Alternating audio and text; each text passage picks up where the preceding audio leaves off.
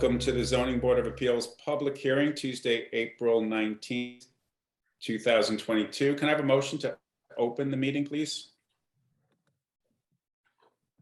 So moved. And a second, Julia? Second. And all in favor? Aye. Aye. Aye.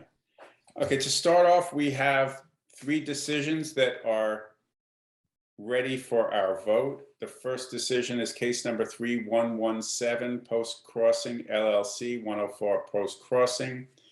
I make a motion to accept the decision as written. Can I have a second, please? Second. Second. And all in favor? Aye. So I would make the motion then that we vote in favor of the decision as written, and so let's mark that vote to accept the decision as written, denying the requested variances. Susan, how are you voting? Aye. And Julia, how are you voting? Voting aye. And Joyce, how are you voting? Aye. And I will vote aye as well. So it's unanimous that we are approving the decision as written, denying the variances with respect to case number 3117, 104 Post Crossing. Can I have a motion to accept the decision as written, or to vote to accept the decision as written in case number 3110, 54 North Main Street? So moved. And all in favor? Aye. This is just to accept that we're voting on it tonight. And then I motion that we will accept the decision as written, approving the variances with respect to case number 3110, 54 North Main Street. Susan, how are you voting? Aye. And Julia? Aye. And Joyce? Aye. And Mr. I Chair, vote aye as well. Yes. Mr. Chairman, I just wanted to clarify, for the purposes of the deliberative process, then is the decision, is the motion being based upon the reasoning is set forth in the decisions which bear upon the criteria that the board is obligated to address? Yes. Thank you. In the case, can we say that in the case of all decisions? I just wanted to be sure that for the purposes of deliberation, that the board is noting that they are relying upon all 5 criteria in making that determination. 100%. Thank you. So I am voting aye to approve the variances in case number 3110, 54 North Main Street. And so that's unanimous. And then we have case number 3129, 148 Palato Street. And I would motion to vote to accept the decision as written in case number 3129, 148 Palato Street. Can I have a second? Second. And then all in favor of approving the decision as written in case number 3129, 148 Palato Street. Susan, how are you voting? I'm voting aye. And Julia, how are you voting? Voting aye. And Joyce? Aye. And I am an aye as well. So we are unanimous to approve the variances with respect to case number 3129, 148 Palato Street. We have pending cases. We have case number 3104, 51 Pond Lane, which is adjourned pending ARB review. And we have case number 3125, where we have previously approved the adjournment to May 26th. Is that correct, Jeff? That we don't have to take any further action tonight on those 2 cases? That is correct. So then we will move to case number 3127, 220 Hampton Road. Is the applicant here, Antoinette? Yes, I do have a hand up. It is, I have Cialu and I have Chris Burnside. So, Whichever one wants to start. Okay, so you want me to let CU in first, and then is Chris Burnside the applicant? I'm sorry, I don't know. Yeah, the applicant, I mean, previously we've had Lucy present, so why don't we start with her as we have before? Okay. Just give me 1 second to move her over.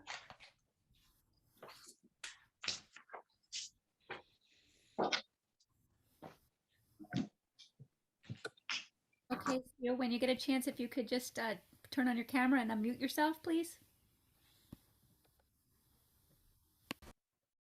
Good evening, board members. This is CEO Liu. I'm the architect for 220 Hampton Road.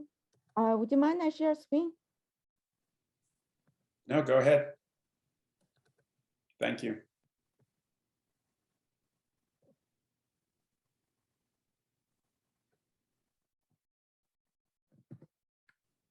Did it go through? Oh, It may take a moment.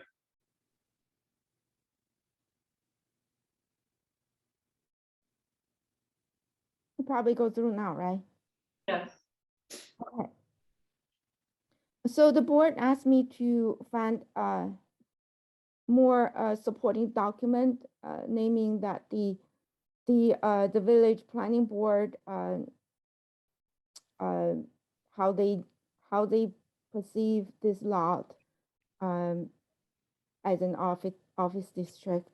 So first of all, I want to start with the recommendation made by the city planner in 2000, and it is the I believe I could be wrong with terminology. This was called the resolution, and on page 6, they actually classified the office district into 3 sections. One is the North Sea. Here you can see there it says, in North Sea, the district becomes arterial offices, referring its location on the major arterial and commercial entrance to the village. And the Hampton Road office district become a residential office, reflecting the more residential characters of Hampton Road. And then the Flying Point Road office, they will become a highway offices. That's how they classified it. And on page 9, and it is saying, it is, however, recommended that the RO and AO district, which means the residential offices and the arterial districts, office districts, should allow single-family residence as a permitted use. And that's what's written on the in the resolution. And then I also looked into more the comprehensive study, and the on page 24, they're written here. It says the plan recommend 2 changes to the village's eventual study. The first is an analysis of the office district, where although the plan makes no specific recommendation, the following should be addressed in the future studies. So number 1 is how well office districts function as a mixed-use zone, allowing commercial and residential properties. And there should be techniques to better protect the residential districts. And then the number 4 says allowing residents as of a right and business as special exception permit use. That's actually a recommended study.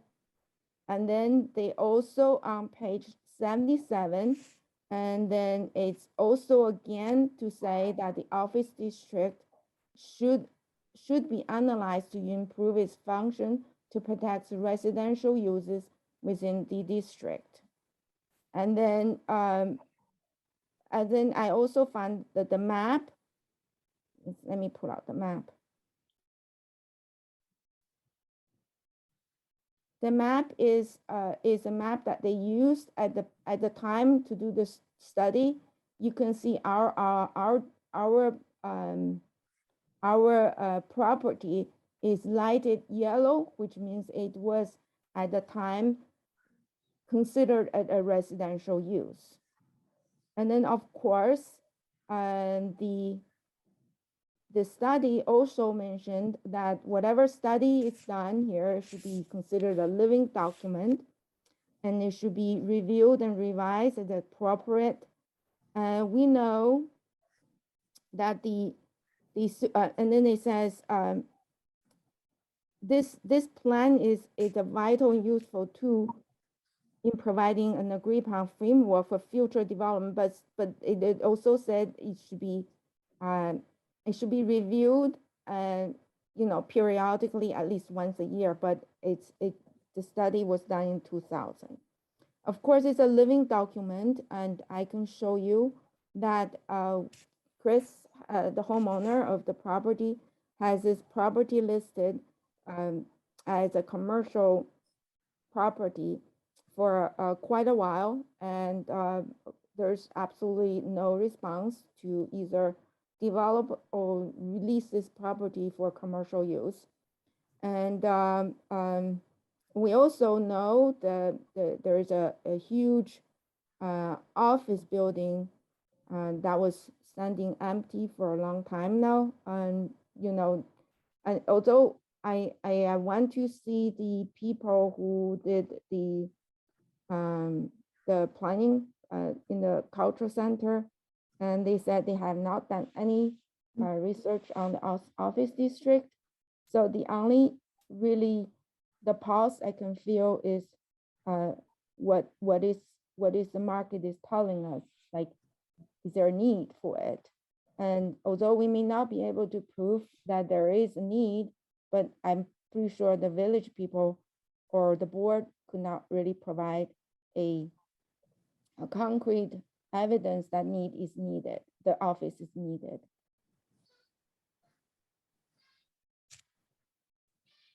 So I guess I can conclude here, and then we'll have Chris to talk about himself.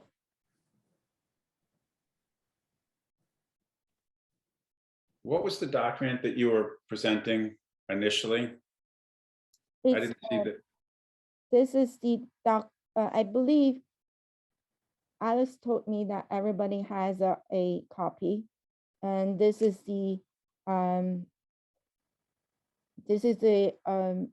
cover for this document. But I believe it's called a final memo from David J.S. Imelita, and then I believe this American Institute of City Planning. So, and that was addressed to the Village Planning Board. And in this, he divided the 3 districts and recommended the office district and arterial district should permit the residential use.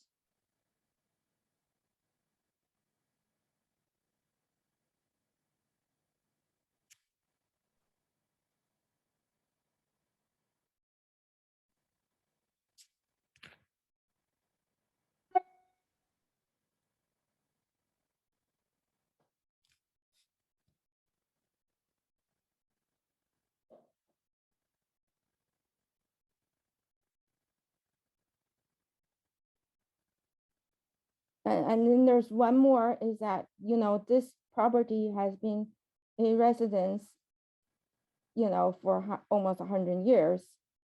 And it was never used as a commercial property. It never developed in that way.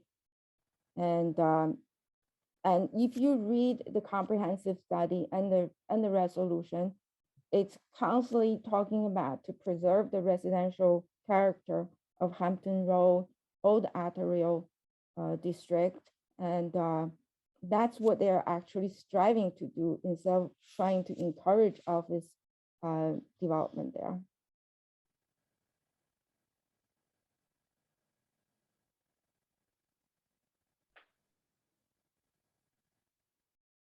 So Chris Burnside's gonna come in now?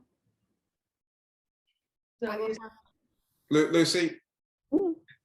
are you finished with your presentation? Yeah, I think I'm done with my part, and Chris can chime in. Okay, so would you Okay, like, Antoinette, do you want to have Lucy exit then and Chris Burnside can enter? Sure. Just give me 1 second. I gotta just take her out. Okay, and then I'm gonna bring him in.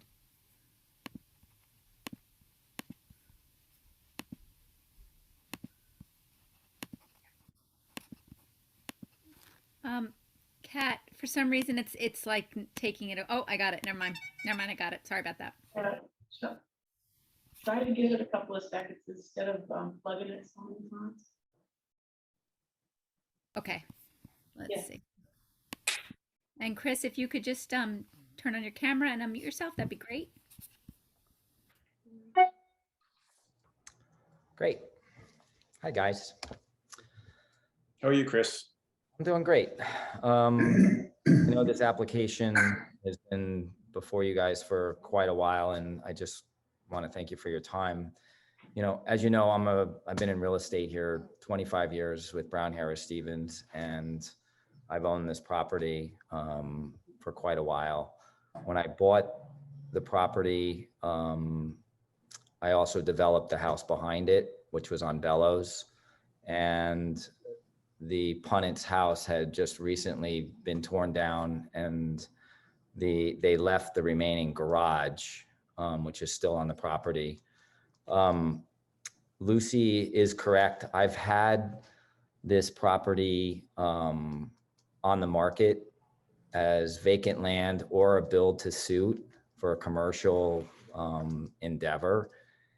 I've had zero interest since I've listed the property, going on 3 years now. At one point, I had gotten a developer who was interested in it, and he wanted to put his construction office for his building company there. But I think when he went to the building department, it was shot down because it wasn't a permitted use. Anyway, there on Hampton Road, as you know, like 130, in my opinion, as a broker and also as the owner, clearly, because I want to put a traditional kind of Southampton Village house on the property.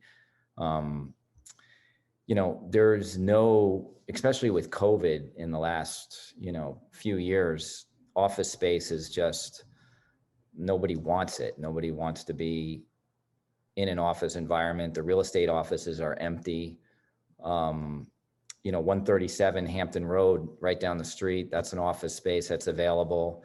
300 and the 310 office building where that modern kind of addition, there's a 13,000 square foot office space, completely empty, 1.2 acres.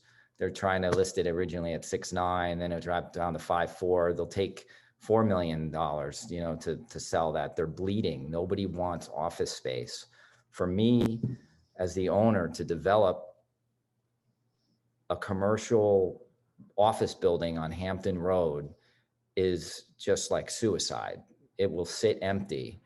And then what? I'm going to sit with an empty building that I spend a couple $1 million to develop to put office space that nobody wants. In my opinion, and granted, I'm probably a little bit, jaded because I want to put a house here, but I would be happy to put a commercial building for somebody that wanted to rent it. I was trying to do a build to suit. I've put ads in the paper. I had Lucy do kind of a study of, a 2,500 square foot building with a couple little outbuildings, and I've had no interest. I mean, office space, you could rent for $35 a foot. It's nothing. And I think, the house that I want to put there is so in line with the neighboring houses and what is consistent in Southampton Village. If you look at the plans that I submitted for the proposed house, I mean, it's a traditional house. It's got, a wood shingled roof, traditional windows. It's got a beautiful little porch. It's set back off the road. I have 20-foot hedges in the front of the building, double hedges on the road. You can't even see, you can't even see it from the road. I mean, that's besides the point. I mean, I was trying to sell the land to the previous owner of Red Bar because they were using it as a parking space. This past couple of weeks, there was a couple of funerals across the street, and they're just using they're using my property to park cars and trucks every time there was a funeral. And of course, I'm okay with it. It's just a vacant lot, essentially, and it's been vacant since I've owned it. So I guess I'm just having a hard time understanding why the village would want anything but a very pretty residential house. I had 2 neighbors come on and say, God, it's great. We'd love to have a family living on the street as opposed to, a parking lot with cars coming in and out. I just, it's frustrating because I get it. You guys have to think about what the future of the village is going to be, but this is not like in an office. There's no other real offices there. There's houses next door. There's houses behind it. There's houses across the street. Yes, there's a restaurant that's been pre-existing, but it looks like a house. It's not a big restaurant. It's kind of quaint. I mean, it was approved. It was a house before that was grandfathered, and it was torn down. And the owner wanted to put an office building, went through the process of getting it approved, got it approved, but it's going to be a paved 26 parking space, office building that's going to sit empty like 300 Hampton Road. I mean, people are spray painting that building because it's empty. It's just an empty 13,000 square foot office building, completely empty in the village. It's like, I don't know what else you guys could possibly want in the village other than like a pretty traditional house, right on the entrance of the village. I mean, who's going to drive outside it's like on your way out of the village, you're going to go to your office. It's, it's right there. Old Town Road, Bellows, it backs up to Bellows, and you've got a place. It's just, to me, it seems like it's a residential neighborhood. I don't know. I guess that's all I can say. I mean, I can come up with every single office building on Hampton Road and Main Street that's empty. And I couldn't even get an attorney. I was trying to get an attorney to have me build, a 2,500 square foot office building, and, no interest, zero. So, I'm happy to sell it to the village. You guys want office space? Why don't you buy it and put office space there? Because I don't know what else to say. The neighbors are saying they want it. I want it. Lucy came up with a comprehensive plan back in 2010 that said that, it should be residential. And then, I'm feeling like you guys, for some reason, have some issue with a residential house being there for what? Because it's next to a restaurant that's been closed for 3 years and across from a funeral home. That doesn't seem to me like a reason I wouldn't want to live there. So I don't know. My only other step is if the board doesn't see a reason that it should be a residential house, I'd like to really understand why that's bad for the village, because then I think I have to hire an attorney or somebody to help me, because it was a house before. To me, it just seems like it was a house. They tore it down. There's still part of a house there. The foundation is still in the ground. It was just buried. It was never even ripped out. The sanitary system is still there. I found that out when I was using Bellows, because I was using the property on Hampton Road to build the house for all the trucks, because Bellows was such a small thing that we took some of the sand from the site because we needed it, and we hit the old sanitary system that was still in there. It's a residential sanitary system. But I think it'd be good for the village. I couldn't find one reason why it shouldn't be a house. Anyway, I guess if it doesn't look like you guys are going to approve it, then, or if there's questions or things. Just look at the house. I mean, I'm happy to change the house to conform to any which way the village sees fit, but I mean, it's such a traditional house. It would look great. I was going to do a white shingled traditional house, white windows, shutters, the whole deal. And it's not even that big. I think it's, for the size of the lot, it conforms to all the residential setbacks. I'm not asking for variances. It's, it's not overpowering. It's well within the height limit of, below the height limit of what would be allowed if it was a residential lot. And I guess that's all I have to say is that, I'd like the board to approve it so we can put up a nice house. Okay, thanks. We did want, you and Lucy to have every opportunity. So, to present. So Lucy didn't want to close it last time. But we would move now to close for all purposes. Case number 3127, 220 Hampton Road. Do I have a second to close case number 3127 for all purposes? Could I just ask a question Of course. to Jeff Blinkoff, maybe? It was my understanding that if it was a residential property, that the size of the house that could be built was small, and that the house that was presented did not fit those requirements. Is that right? Alex has his hand up. I'm asking Jeff Blinkoff. Jeff, are you there? Are you muted? Yeah, it's muted. Somewhere in the documents, I thought there was this, what are the requirements? I would have to go back to, I don't think that they're out of compliance if it was put in as residential. If you'll give me a moment. Yeah. I thought that it was restricted. Just like the office can only be 2,000 square feet, something, maybe 2,500.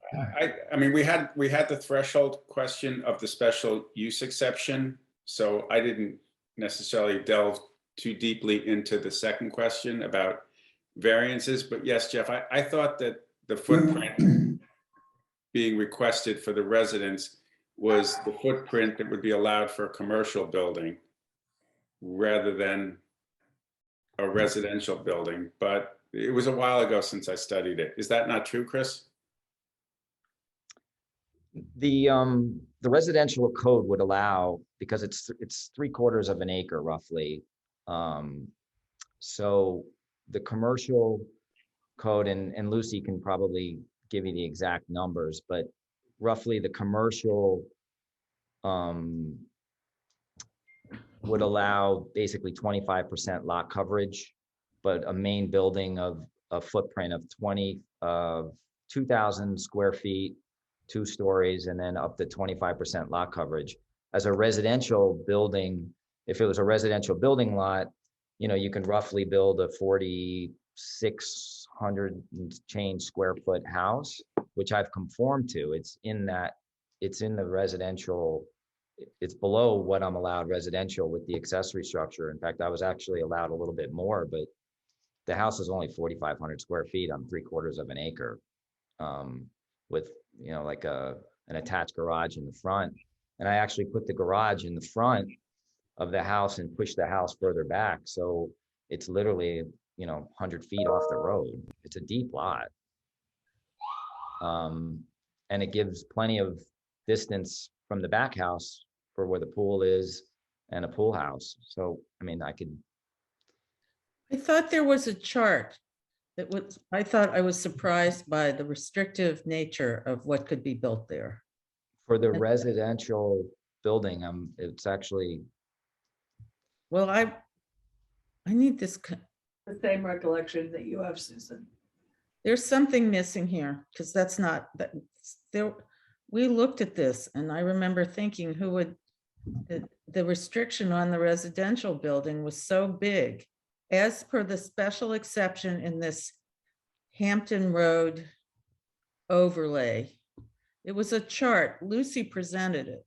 I could look all through the information if I have to, but I was hoping someone else would.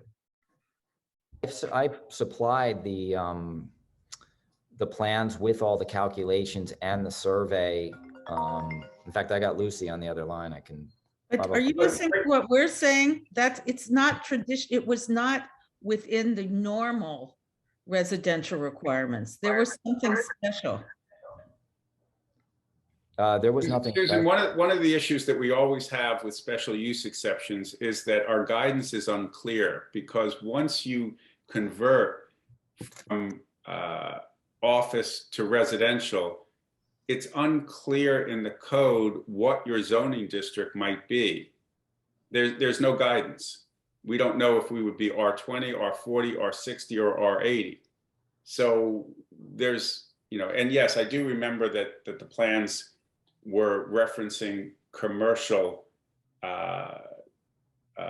footprints, et cetera. But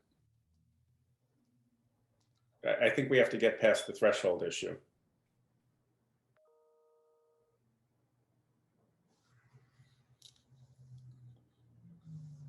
I think she's pulling the plan. So Claire, I do have CU's hand up. Would it be helpful if I brought her in? Yes, please bring her in. Yeah, go ahead, Antoinette. Do you want, can I keep Chris and CU in at the same time? Yes. Okay. Yes.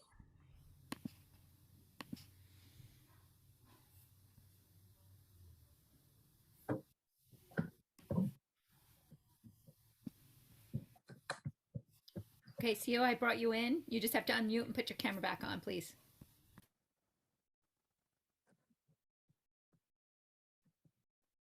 Yeah, I'm going to share screen.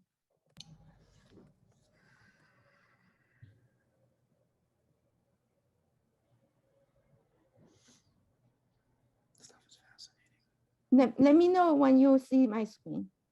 We see it. We see it. Okay, so for the commercial, let me bring out the commercial.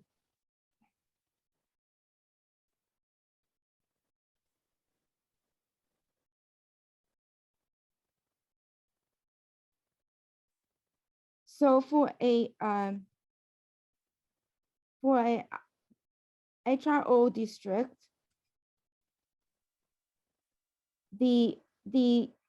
we actually have no problem with lot coverage with nothing else of the sort, except we have a maximum lot coverage, which is, maximum lot coverage for the building, which is actually does not exist for a residential house, for a building. So you can see, I just highlighted this box, which is horizontal. You can read it. A lot coverage by a one-story building is 2,500 square foot, and lot coverage by a two-story building is 2,000 square foot. The reason, if I can, I read it on the comprehensive study. The reason is that they want the building to have a smaller footprint, so there's enough room for a parking lot.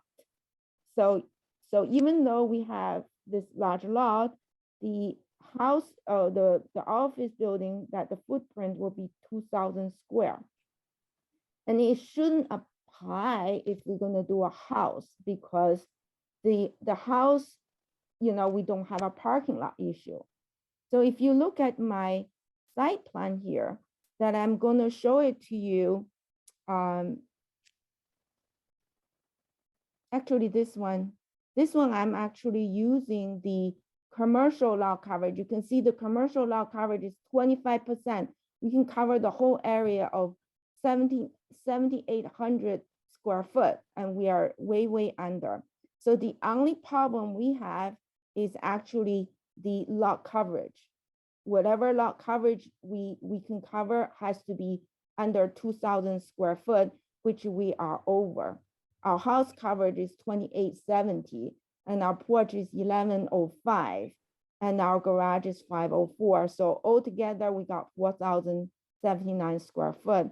Therefore, we don't qualify for that 2,000 square foot footprint as a as it is for the office building. But for a residential building, we totally comply, because a residential building, the calculation is different. It's 14% of the lot plus 1,500 square foot, but there is no footprint restriction. There's only a lot coverage restriction for a residential building, but doesn't have a footprint restriction. This variance we're seeking, that we are seeking to exceed a footprint of the house. It's not a lot coverage. We are way under the lot coverage. It's the footprints of the house is exceeding the footprints of an office. The footprints of office is maximum 2,000 square foot for two-story buildings, so that there will be enough parking space so people wouldn't park on the street. But as an residential building, we are way under what's required for the lot coverage, and you know, there's no restriction of the footprints of the house. I don't know, did I make it clear or no? It's as clear as you can make it, Lucy. I mean, you're talking about putting a residence, but what are your setbacks and what are your dimensional requirements? And Those all you're gonna- applying commercial, you're applying office district setbacks because that's what you know. In other words, so you're as clear as the code is. Yes, we conform all the setbacks, we do conform. And our house is 50 feet away from the street, and our setback is 20 feet and 23 feet. And, you know, even if you do a residential building, it should be, you know, it should be sufficient. And, you But know. how do you know that, Lucy? What if this was R80 or R60 or R40? What's your front yard setback? We can pull it out to look at it. I mean, I'm not trying to do your site plan now. I'm just indicating that it's challenging because yes, you're following a front yard setback for an office district, for an office, but saying it's a residence, and it's entirely possible that were you to apply for a residence, you would not have a 50-foot front yard setback. Well, probably less. Probably less, yeah. I don't know, because I don't know what zoning district you would be in. I can dig it up. For this not going to be R40, because this is like a 30,000 square foot. It's R30. I mean, and it's a 30,000 square foot house, 30,000 square foot lot, and then it should follow 30,000 square foot setback. I can pull it out if. But Lucy, we're just guessing. Okay. Yeah, I can. We're just guessing what the setbacks would be. I don't know what they would be. That's part of the challenge that I have in residences in office districts, because we don't have the additional guidance as to what district guidelines you would follow. What would be your setbacks? Yeah, so if we look at here, for a lot that's 20 to 40 square foot, the front yard setback. Lucy, I don't mean to interrupt you. I know the code very well. I know that there are guidelines that are generated by property size. And then there are also guidelines that are generated by residential district. I think we're going too deep into what your setbacks might be when we still have the threshold issue. Okay, so, you know, I was gonna tell you one more thing is that this place was always a residence, right? And I was at the village planning board meeting, the public hearing or public whatever, the meeting. They're talking about moving the hospital out of the location, and they're gonna turn those area, which is currently using as the hospital offices and parking lots, into residential district, and R40, R20, and multifamily was all proposed on the table. That makes me feel kind of strange, you know, that the office, that space is existing as office spaces, hospital spaces can be converted into a residence where where the property that's existing that's used as a residence cannot continue as a residence. Lucy, I don't know what meeting you're referencing, but I haven't heard that the hospital is on board with any of that, nor have they indicated any of their plans. So the people who own the property, haven't proposed anything. I think we're really just guessing right now. I have the paperwork that I received at the public meeting at the cultural center. I forgot the name of the meeting. I mean, it's proposal. It was proposed in the meeting, and somebody did presentation. And some of the board members might have gone there. Maybe you can explain it better than I do. Do any other board members have any questions? Joyce, Julia, or Susan, do you have more questions? Comment. No, The only other comment I want to make is, I think it's misleading on Mr. Burnside's part to talk so extensively about one office building that is currently empty at number 300. Because frankly, that is a piece of property that it's waiting for a school board vote in early May because the school board is trying to purchase that property. So it is in limbo for a reason. So I don't think that it's representative of an entire neighborhood. It's one building that if there were others that you wanted to mention that were on Hampton Road that were sitting empty, I would appreciate knowing if there were others that you were concerned about. But that particular one has been well documented in the paper. No, for sure. 137 Hampton Road's also office space that's available. That little house is empty. I would like to mention one thing is that even though it's called office district, the use of this, the use is very limited. So only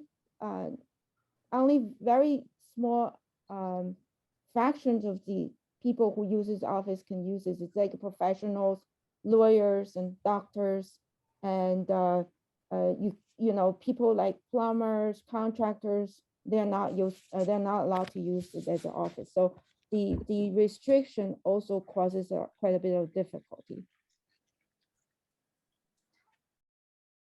Mr. Chairman, Yes. I realize the board will be deliberating. I do just want to back up a moment because there are also, unless I'm incorrect, there are requests for variances before the board as well. So maybe I misunderstood Ms. Liu, but those are also pending before the board. Those with respect to the lot coverage and the floor area, as well as the rear yard setback. And what I will do is submit to the board. I would respectfully submit that it's the district that will control the zoning that would apply. But the easiest way for me to prepare that for the board would be if the matter is going to be concluded for all purposes, I can submit the chart with the explanations. That's probably easier. I think Ms. Stevenson was mentioning that's probably easier for me to put that together and submit it to the board. But I do just want to clarify that to the extent that there was a statement, and perhaps I misunderstood that there were no need for variances, but that is also before the board based on the application.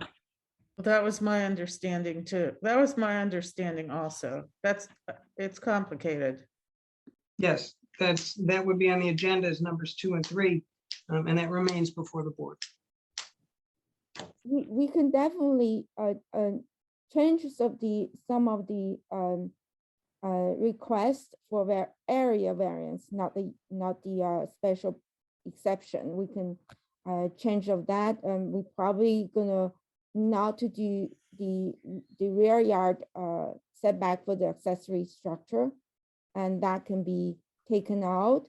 And I don't think we need a floor area variance that can easily for me to reduce 8 square. And the only true variance I need is a footprint variance, which is 2,000 square foot roofed area that's covering the ground. That's the only variance that I am seeking. Area variance.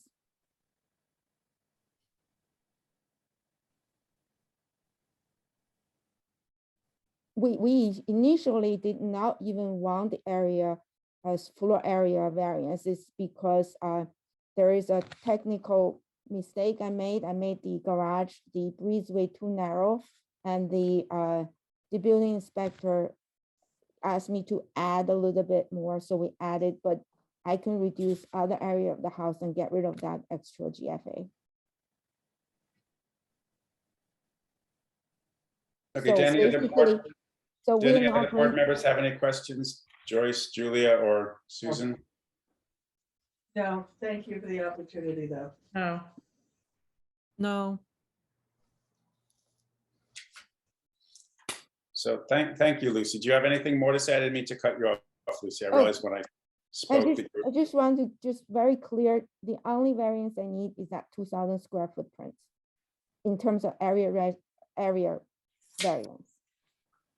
All the other ones is like either mistakes or we want to eliminate, like the pool house setback from the rear, we can eliminate that. And the GFA, that was a mistake, I can take it out.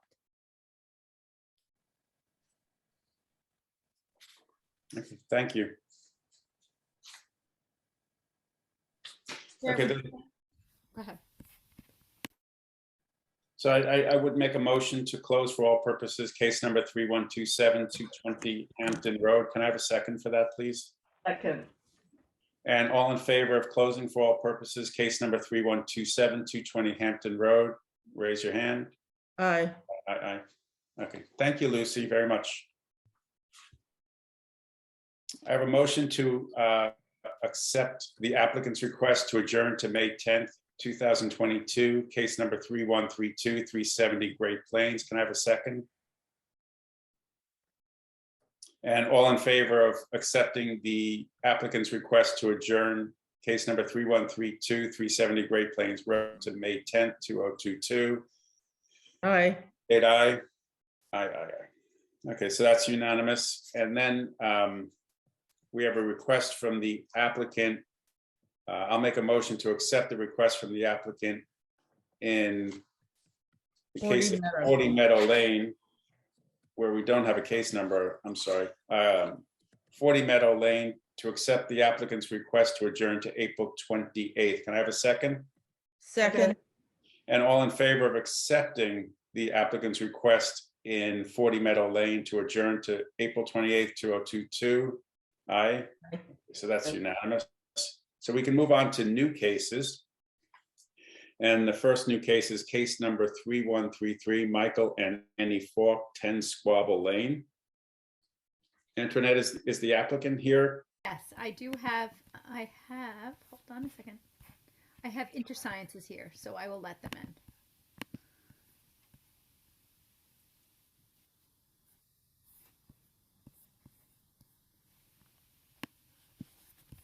Okay, and whoever's at InterScience, I just need you to state your name for the record, please, and after you put your camera on and unmute yourself.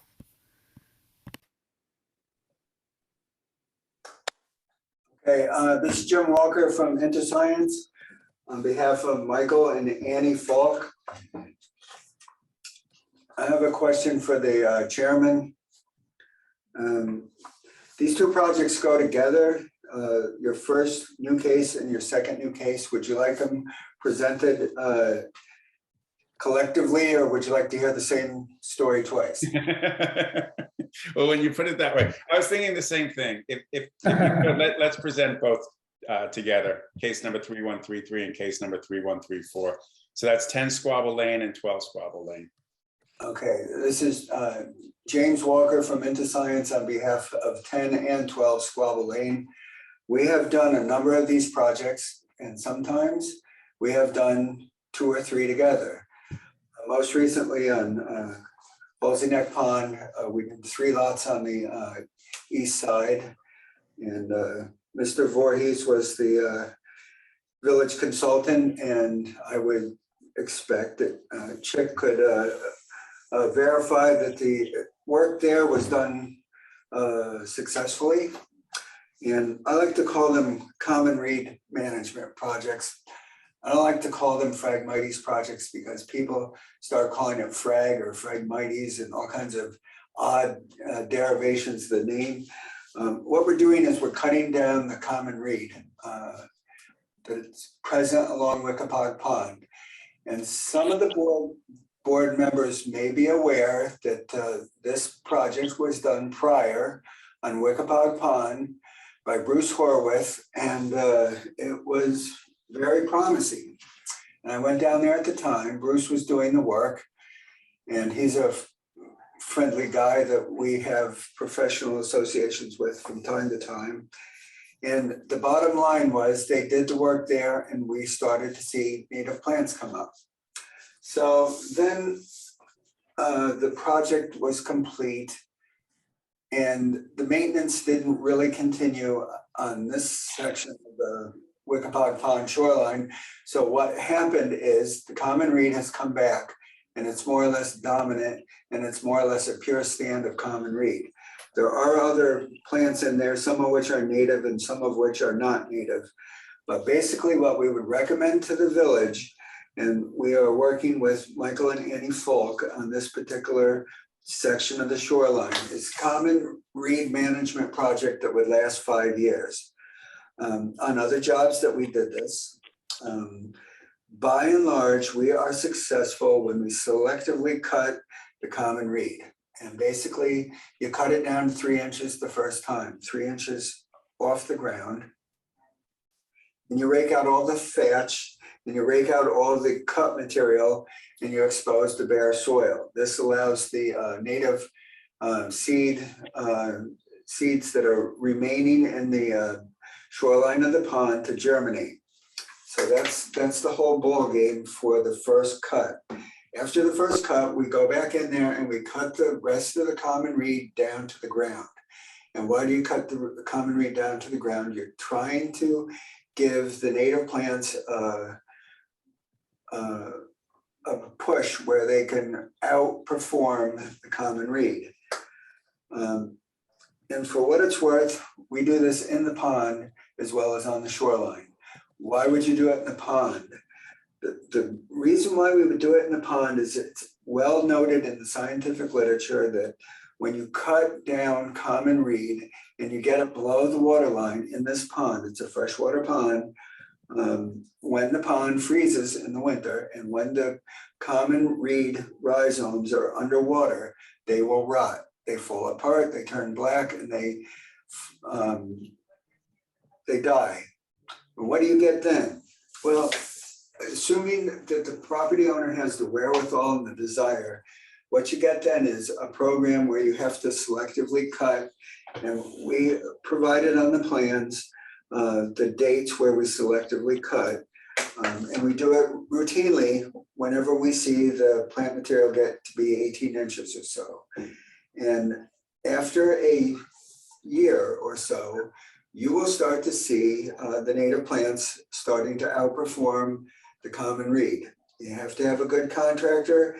You have to have somebody that's careful. You have to have a crew that's capable of knowing the difference between native wetlands plants and common reed. But basically, you will start to see the following season, especially marshmallow, soft rush, Joe Pye weed, chairmaker's rush, and actually in a complete freshwater situation like Wickapog Pond, you will start to see some pretty dramatically diverse freshwater wetlands plants growing right out of the banks where that common reed was dominant. In the pond itself, you will start to see broadleaf cattail.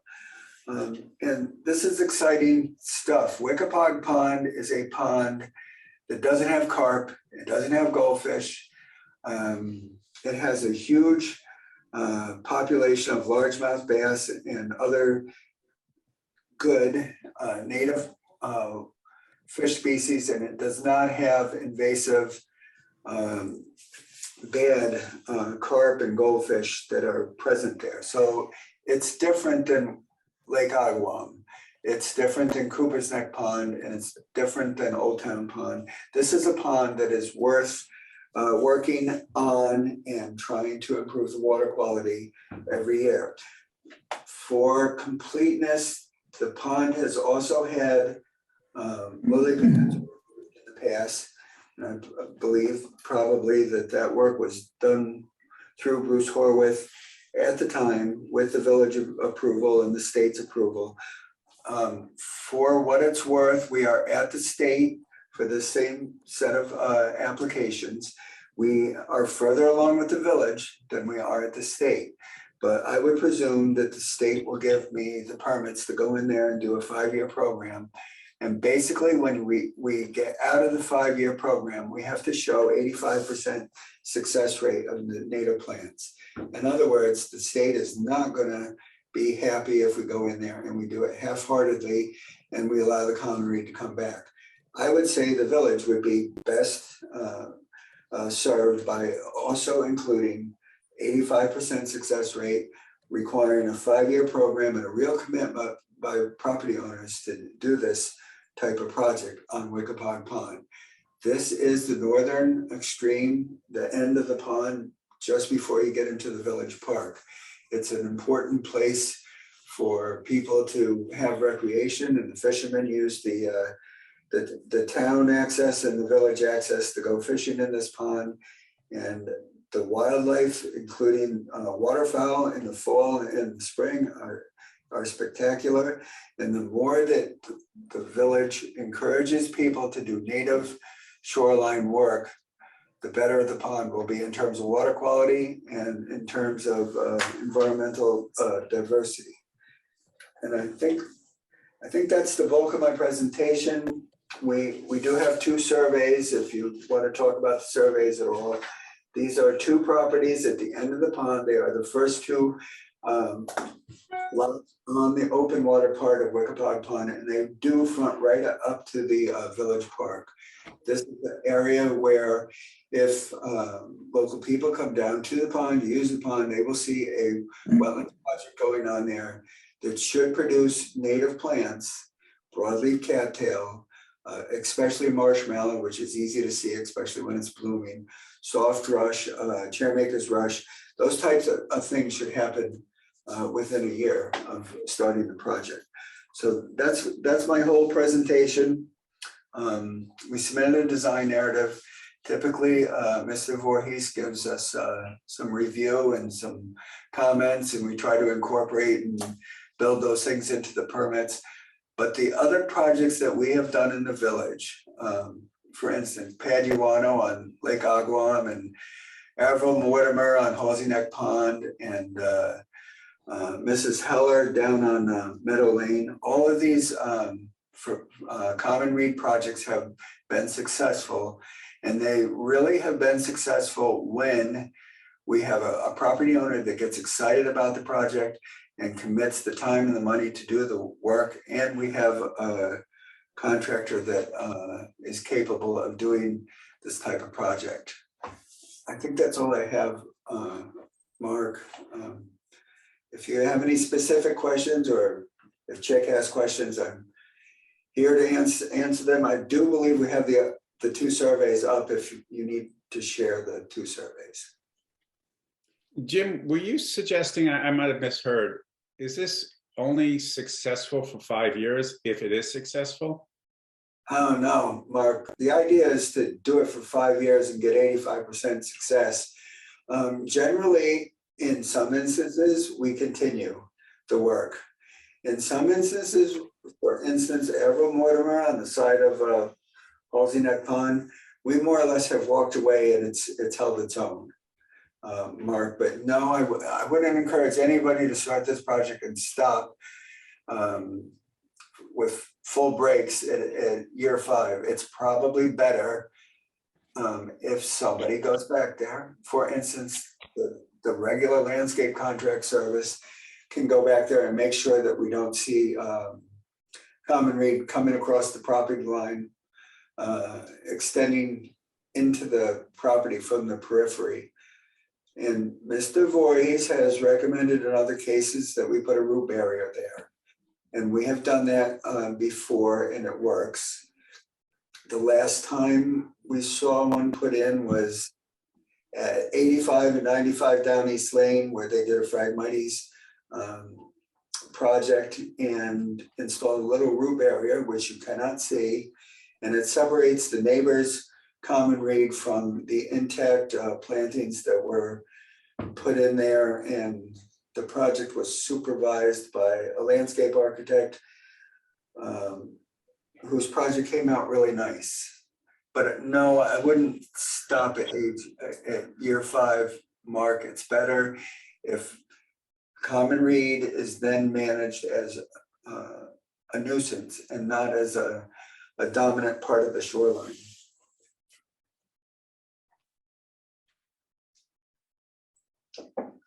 Any board members have any questions? Joyce or Julia or Susan, do you have any questions? What's the approximate depth of the buffer with the native plants and grasses? That's a good question. What we have there is a fence, and the fence has marshmallow planted up against it. And if you go to the property in July, you're going to see marshmallows blooming like crazy at the edges of the fence. But right now, what we're proposing as a native area is all that area west of the fence, and the fence continues across both properties. And I would say it's approximately 150 feet deep, and it's probably 25 feet at its narrowest. It is the brown area that you're looking at on the air photo. Thank you.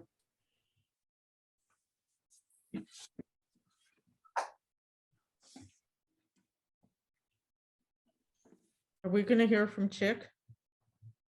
And Julia, no more questions? I'd like to hear Chick's thoughts Chick, on this. you're on by popular demand.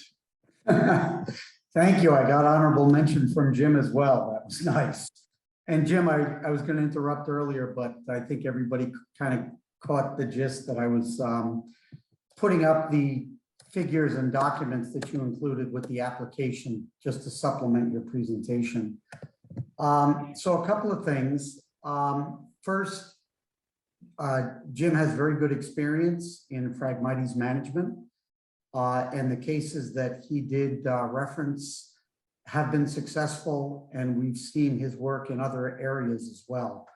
So I do want to say that the narrative in my mind is very good.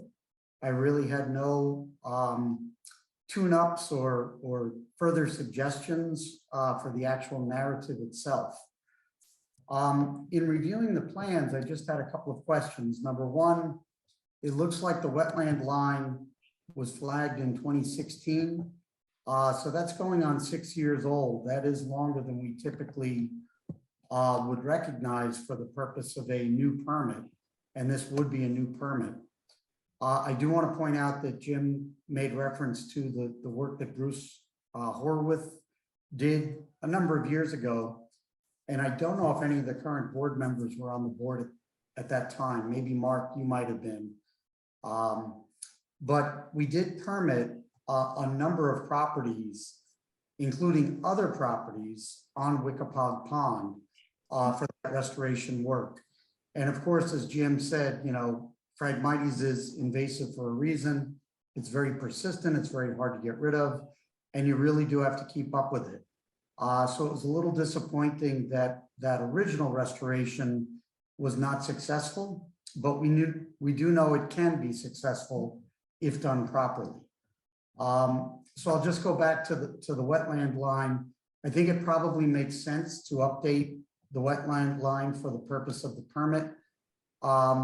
It does look as though it was originally flagged by the village. I see another reference to one in 2010 on the south property and 2016 on the north property. And so I think that should be updated. When you look at the aerial photograph, Jim, I would just ask, I know you mentioned the fence, and if I zoom in here, I think that the fence is right here. So there appears to be some vegetation to the east of that fence. And Joyce asked about what's the width of the buffer, but really what you're talking about here is only restoring the areas west of the boundary of wetlands in the areas that are dominated by Phragmites. So I would like to know a little bit more about what is in the areas beyond the wetland. And also I note that the configuration of what is not lawn and maybe a mix of natural or invasive plants is not completely consistent with the wetlands line. So it does appear as though there is some vegetation that's other than lawn that is east of the wetland line. And so my question would be, you know, what's there besides marshmallow that you mentioned before growing in the fence? How far does it go? And would your clients be willing to create some upland buffer to the wetlands, which I think ultimately would help the restoration just by controlling any runoff fertilizers, sediment that may be uplifted in the lawn areas and may be transported to the wetlands areas. And that would tend to support Phragmites. So I think I'd like to understand that a little bit better. So just to summarize my comments, I think the wetlands line should be updated. I'd like to get some inventory or information on what vegetation exists outside of the Phragmites restoration. I'd like to see if additional buffer could be created. Here's one area on the south property that would be a prime candidate that would not affect their use of the property in any way. And there may be other areas that I think would benefit the wetland. And lastly, you know, I do fully agree with the restoration concept for the Phragmites areas with those provisos that I just mentioned. So I hope you'll take that into consideration, Jim.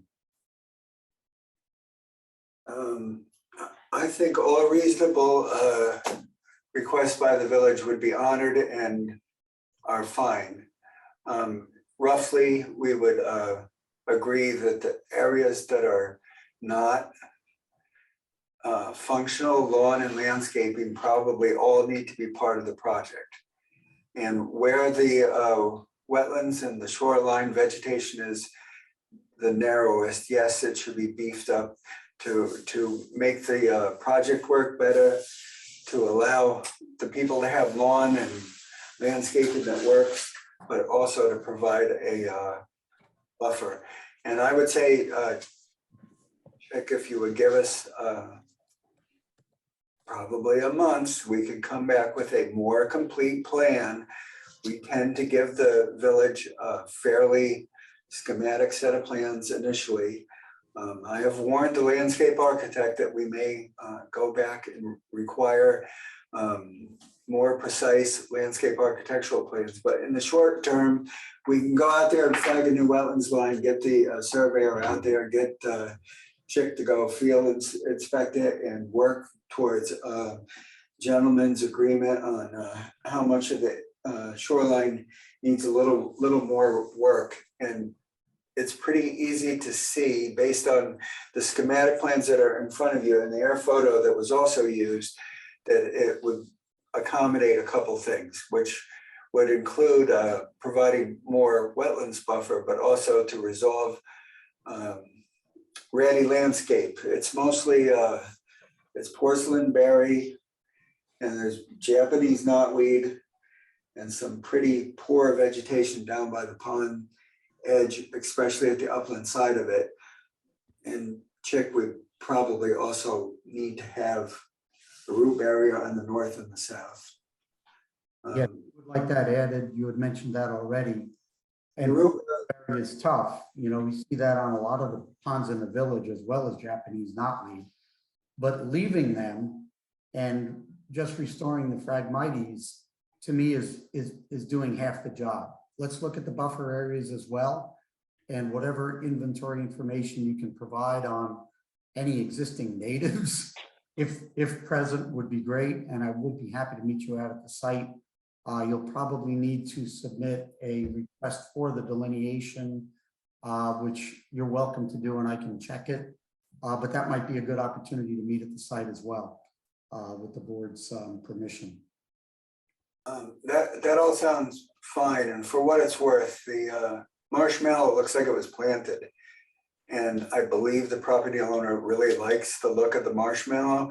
So finishing uphill a little bit past the fence and having wetlands buffer plantings there that complement the marshmallow will probably be a home run for both the village and the property owner. I fully agree, and I appreciate that you're willing to go back and do that. Yeah, I think it'll make it a much better project. Okay, we'll go right to it. Chick, I do have this question, and I defer to you in these matters, you know, to a great extent. Are there any negatives in this restoration project, in this reed management project that are involved? I mean, other than the extent of the effort, are there any negatives? Well, Phragmites is a freshwater wetland indicator species. So it is considered wetlands. It's very low in terms of productivity. Anyone that's walked through it knows that, you know, although it may provide some habitat, it's very difficult to penetrate. Although deer do a pretty good job of trampling it down, but other species really aren't benefiting from it.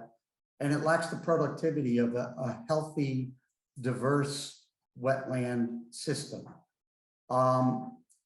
It is known to stabilize soils and provide erosion control and protection, but a properly done shift of the species to a healthier mix will still retain the soils, will not cause erosion because of the gradual nature of the cutting and the promotion of native species coming in. And ultimately, over time, you get a much better and healthier and more productive wetlands that's better for wildlife, better for productivity. So, you know, there's always consequences, Mark. Obviously, you know, it's a fairly heavy hand to trim Phragmites, but, you know, in the long run, this is a good technique. It has been shown to be successful. I'm encouraged by what Jim observed with the Bruce Horwith restoration. The native species were coming in, and I would encourage this type of shift of plant community to promote native vegetation. And when you're promoting the native vegetation, I mean, that I'm just assuming, but correct me if I'm not correct for any reason, it doesn't require any fertilizer or anything to plant the native vegetation and have it, you know, take growth. No, Jim can speak to this as well, but I would not encourage that or permit it, and it should not be necessary. You basically have to set back the Phragmites sufficiently so that the natives can outcompete it, and this is their environment. They should do well, and that's the intent here. And Jim, feel free to add anything that you'd like to. Mark, the biggest impediment to these projects and the biggest negative aspect of the whole thing is it costs a lot of money. And that's a real issue. And sometimes it's surprising to property owners what it costs. That is the main detractor here. The first time that we saw the in-water work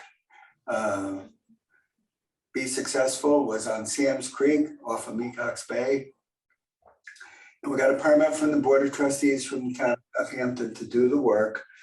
And we cut down the material, and the contractor went out there in a little boat, trimmed the material by hand, raked it to the shoreline, took it out of the wetlands through a path that led to a dock. And the next season, we saw narrow-leafed cattail, which is the saltwater version of broad cattail, coming up right through the area that used to be Phragmites. And even an area that's 150 feet of clear common reed can be managed, and you will get native wetlands plants in the water and in the shoreline area, all the way up to the lawn and the landscaping here within a year. And it'll start to happen right away. And the first, you may not notice it because you have to be somewhat educated with wetlands plant material when you go down and take a look, but it's going to happen the first year. And by the second year, you're going to see native plants starting to outcompete the Phragmites. And when you get the grade knocked down and the rhizomes to die, and the thatch is pulled out of the wetlands area repeatedly over the first couple, 3 years, you're going to see a completely different shoreline. And all those things that Bruce Horwath had growing in the first couple of years that the work was done on Wickapog will show up again, and they will be spectacular, and they will be native plants that will really be a benefit to Wickapog Pond.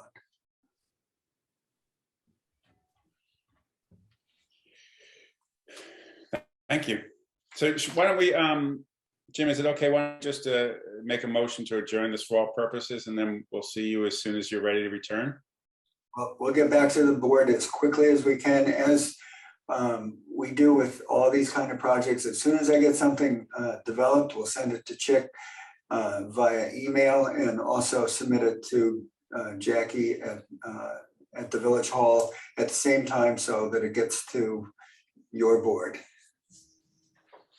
Mark, I don't know if anyone from the public is here. Oh, thanks for reminding me. Is there anybody from the public here, Antoinette? No. Yeah, please let me know if I forget to ask if any members of the public want to speak, if you'll let me know if there's anybody there. Absolutely. Thank you. So I'll make a motion to adjourn for all purposes, both case number 3133 and case number 3134. Can I have a second to that motion? Second. And all in favor? Aye. Aye. Aye. Okay, so case numbers 3133 and 3134 are adjourned for all purposes. And we can move to case number 3135, 520 Captain's Neck Lane. Antoinette, do you know if the applicant or their representative is here? I have Melissa Dedovich is in, so I'm going to bring her in just right now. Here she comes. Okay, Melissa, if you could turn your camera on and unmute yourself, that'd be great. Thank you.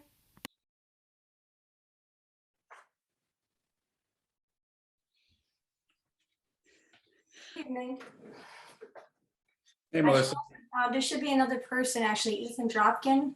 If you see him as well, Antoinette. Hang on one second.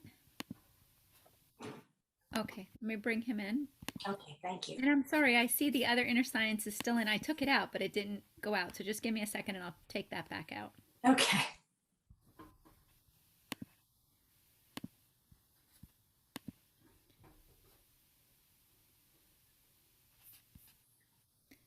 Okay, hey, I think you're all set. So Ethan, just put your camera on, please. Okay, thanks. Here I am.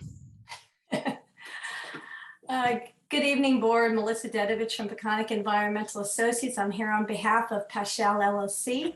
I'm joined with Ethan Dropkin from Larry Weiner Landscape Associates. And I have a feeling we're having a love fest tonight with wetlands restorations and buffer creation, because we are here voluntarily for this project. It's a 520 Captain's Neck Lane. As you can see, it's a 3-acre with the flagpole lot. It's on Taylor's Creek. It's bounded by a single family residence to the north and to the south by the Nature Conservancy. Our clients purchased this property last year, and they went ahead, and it was actually a fully developed property, and they demolished the pool, the tennis court, and the single family residence that was here. And they would actually like to create now, restore the wetlands and create a buffer where none is right now. So this is 100% voluntary. We're proposing a little parking area just for overflow parking. They do own the property adjacent, the Chickamauga LLC. Here we go. And we actually, the board may recall a few years ago, we came before you for another voluntary wetlands restoration and remediation on that property, which Ethan was also involved in, and that was very successful. So we're trying to carry that success over to this property. I'd like Ethan now, if he could go over what our plans are. It's just to summarize, it's pretty much the same procedure, methodology, and I believe a plant list that we provided for 500 Captain's Neck Lane, but we are going to describe the differences in existing conditions here. Go for it, Ethan. All right. So here's the existing conditions plan, and the areas are all marked and color coded. So there's an edge of existing lawn, B1, which is high salt marsh, so a more upland salt marsh condition, but still, dominated by salt marsh species. B2, which is low salt marsh, which is gets more regular inundation and is typified by the more sea level salt marsh species. Low quality lawn edge, which is sort of just like a degraded mix of a few natives, but largely non-native and invasive species. There's a little patch that's largely dominated by the native marsh elder, although there is about a 20% undesirable kind of herbaceous component down below. Areas E1 and E2 are largely dominated by a common reed with, some native salt marsh shrubs mixed in, but it's mostly just the Phragmites. And then area F is this kind of no man's land of tree of heaven understory. So it's a lot of tree of heaven seedlings and a number of other non-native species. As well, there's you can see any of the tree symbols that are in green are tree symbols to be preserved. So these are 3 mature trees that are in the tree lawn and outside of the area that is under review. However, there's 2 eastern red cedars right at the edge of the wetland line, and those would be preserved because they're high quality native species that we want to keep. However, there's 2 dawn redwoods that are in pretty poor condition that had to be put on kind of raised mounds in order to put them in this location in the first place that we want to remove, as well as 4 weeping willows and then the aforementioned tree of heaven. Also not a native. Also very much not a native, an invasive species, in fact, in the state of New York.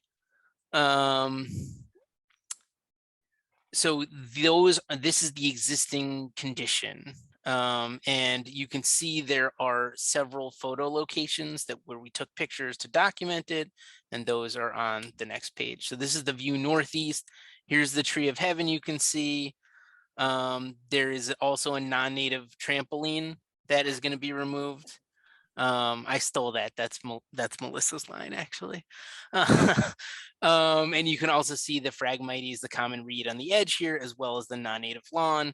This is that understory of the over here of the tree of heaven. So you can see all the tree of heaven seedlings, and it's mainly in a mix of kind of non-native grass species.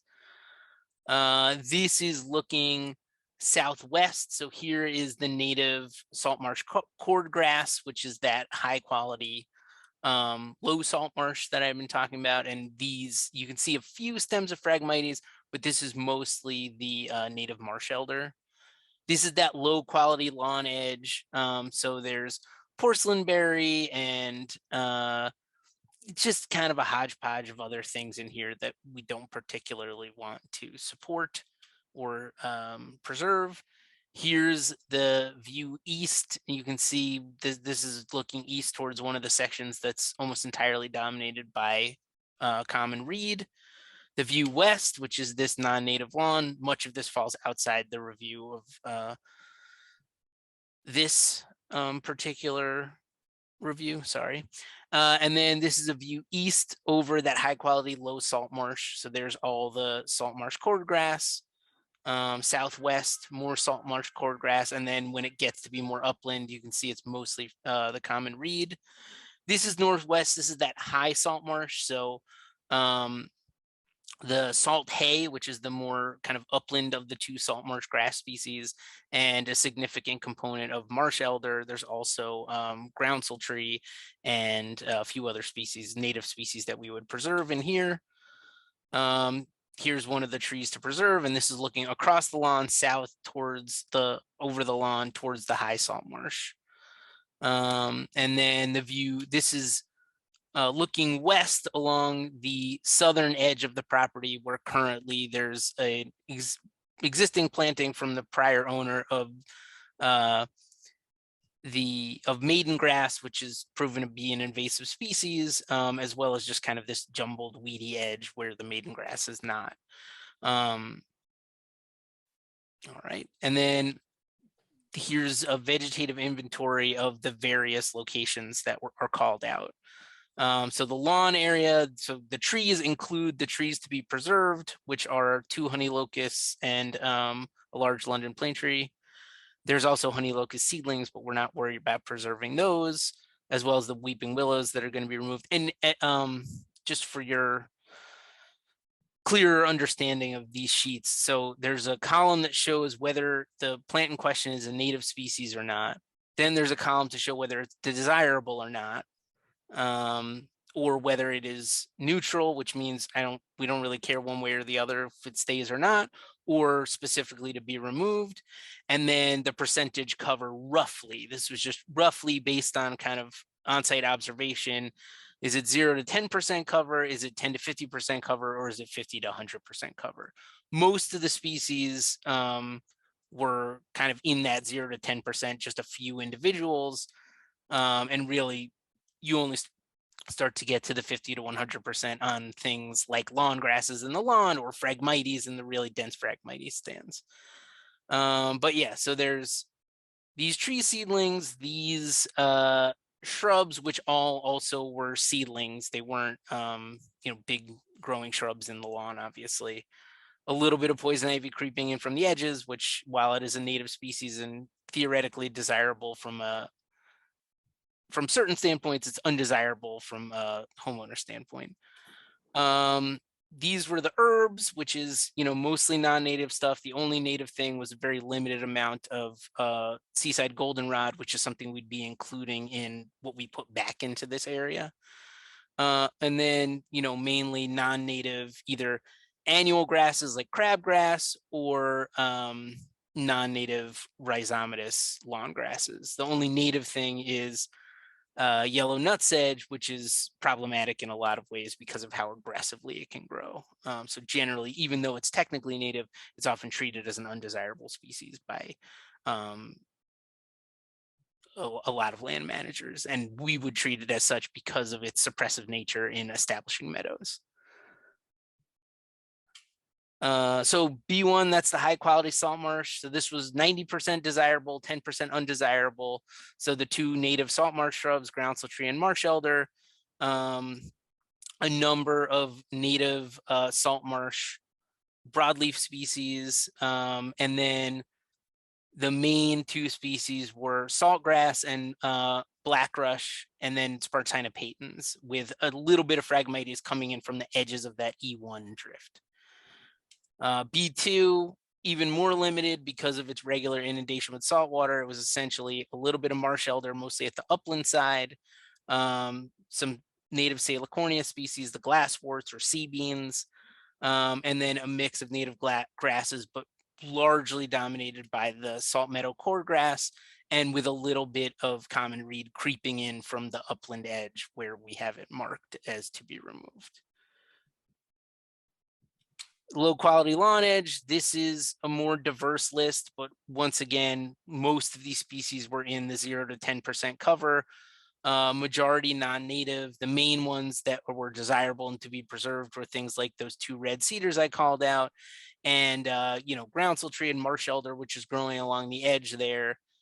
But largely this is either very undesirable to invasive species or native species that can have a suppressive effect on more diverse landscapes, which is what we're trying to install, or things that we are likely to include when we put back in our plantings. So, you know, we'd replace them in kind or with higher quality native cover.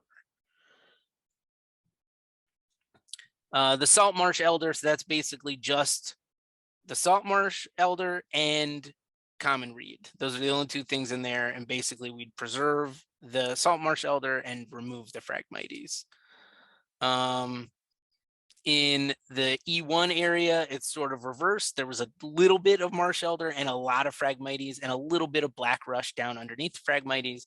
And then in the E2 area, which is closest to that 500 Captain's Neck Lane property, that was basically just solid Phragmites with no desirables to be preserved. Once again, that tree heaven understory, more diversity, but you know, very small amounts of most of this stuff. And this is again largely undesirable species with a very few natives that we would either preserve or replace in kind. But you know, we're talking maybe one individual, two individuals, very small, because this area had also been mowed. So we're not talking about kind of a big giant beautiful, for instance, the crimson-eyed mallow. You know, I found one seedling. That's not something that you know, and we are very much going to use those in the planting on site. So I'm not particularly concerned about preserving that one seedling in this location. It also, it's not a good location for it. The southern property edge, so this is where that maiden grass was. There's a number of invasive species kind of peeking through the fence, which accounts for a lot of the diversity we're seeing here. But once again, as with any of these disturbed edges, whether it's along the edge of the salt marsh or along the nature center property edge, it's a high diversity of species, but with low cover by any individual species. This also included, like I said, there was maiden grass. There were also a few sort of old landscape plants, all non-native, that would be removed and replaced with more desirable vegetation. So before I go to the proposed planting plan, what would replace this? Are there any questions related to this particular piece? Okay. No, thank you. Absolutely. So this is the proposed planting plan that would replace what we're what is currently there. And I do want to mention one thing that I realize could be a little confusing about this, and I apologize, is this plan is oriented with north as this way. So Taylor Creek runs roughly north-south, and it's on the bottom, whereas in this plan, Taylor Creek is more as it is actually aligned. If you were at the property, kind of point to the east of the property. So, you know, you just have to flip it in your brain. Okay, so here's the wetlands, the delineated wetlands line provided by the village from July 30th. There is a main meadow seed mix that is native species. This is the same seed mix that was used in 500, so it includes any of the edits that Chick asked us to provide from the last plan. So basically, any of the seed mixes or plant lists are updated as per the previous review of the same plant lists and seed mixes that we used at 500 the last time we did this. So any of Chick's questions or edits have been picked up in this iteration of these plant lists and seed mixes.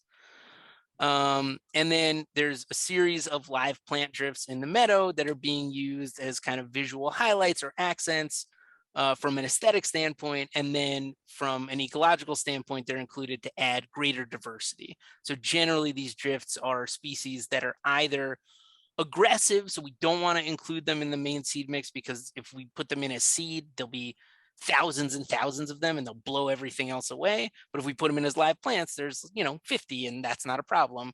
or it's species that grow very slowly from seed. So by putting them in as live plants, we get the benefit of the flowers and the ecological benefit faster than. Actually, can I'm just gonna add a quick thing too. I forgot to mention that Ethan's office worked with Reese Roberts, our landscape architects, similar to what we did at 500.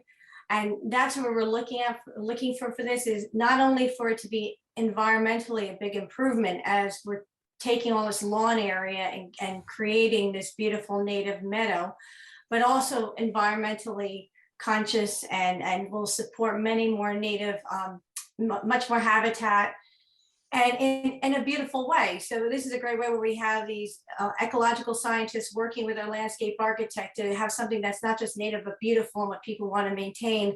And between this and the project that Jim Walker just mentioned too, it's really great to see clients doing this voluntarily and trying to bring back the native vegetation and loving it, because it's not cheap. Okay, thanks, Ethan. No problem. So the average width of this buffer, which is both our native meadow and our native live plant drifts, and a designed live plant buffer that's more garden-esque, but includes a number of the species that we're using in our native meadow drift, so that there's visual connection and ecological connection. And this is the same pattern that we used on the 500 property, this exact same kind of a showier edge and then the more wild meadow, incorporating species from the meadow in these slightly more organized drifts. But the combined width of that planted buffer is an average of 48 feet across the site.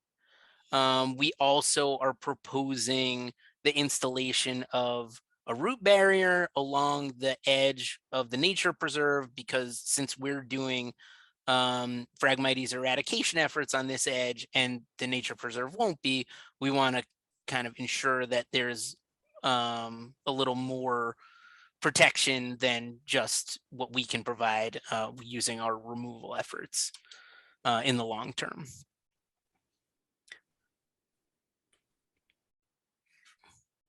And then, so here is the seed mix, which this is essentially the same seed mix that we use this 500, but for the fact that we incorporated Chick's edits from last time. And then likewise, these are the same live plant drifts largely that were used in the adjacent meadow in 500, also reflecting any of the edits or comments that Chick had provided in the last round.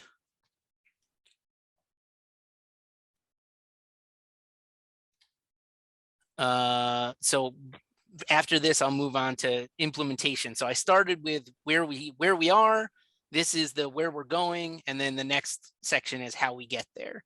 So are there any questions about the where we're going section? Does anybody have any questions? Susan? Joyce? Go ahead, Ethan. Okay.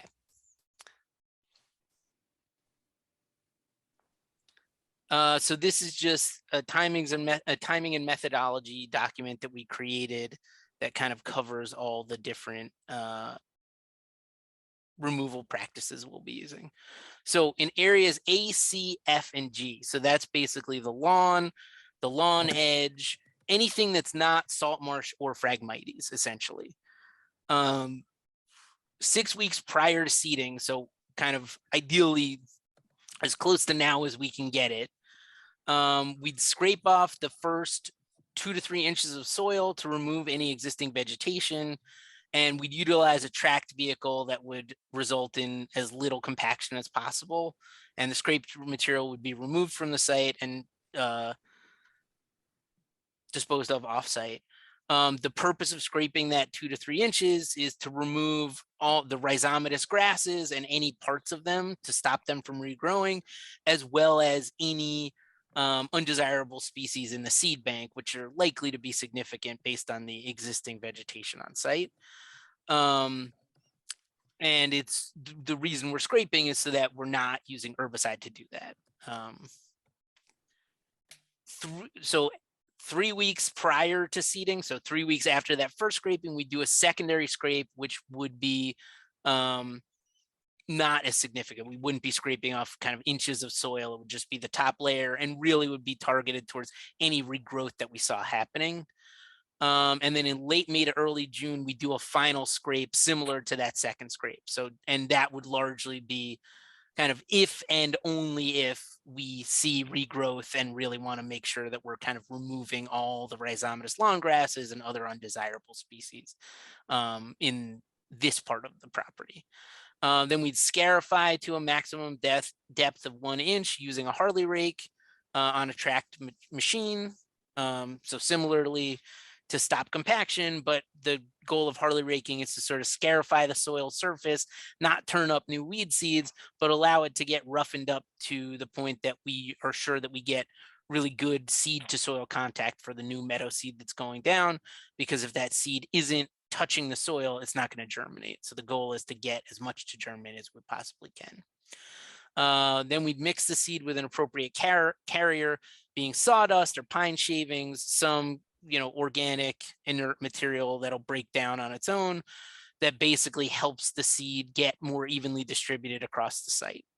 And then we'd hand seed that across the site and then lightly roll it once again to ensure as much seed to soil contact as we can possibly get to get the highest quality germination we can get.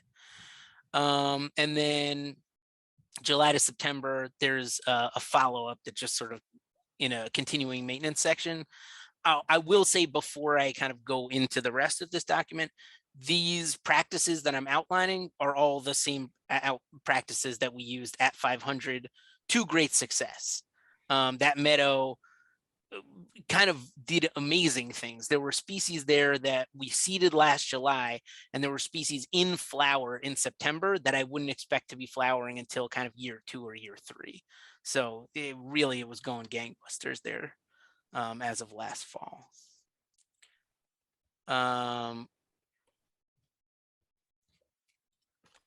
So in areas A, B, C, D, E, and F, this is basically what we would do for live plants. So after the seeding and after the seed had established, in August, we delineate using flags or stakes any of the areas that we're going to put live plant drifts in. We'd cut back all the undesirable species within that area. If there were invasive shrubs present at that time, we would likely cut them, and then with a very targeted application directly onto the cut stump, we'd use an aquatic safe herbicide to paint the stump to ensure that there was no regrowth of these invasive shrubs in the planting areas.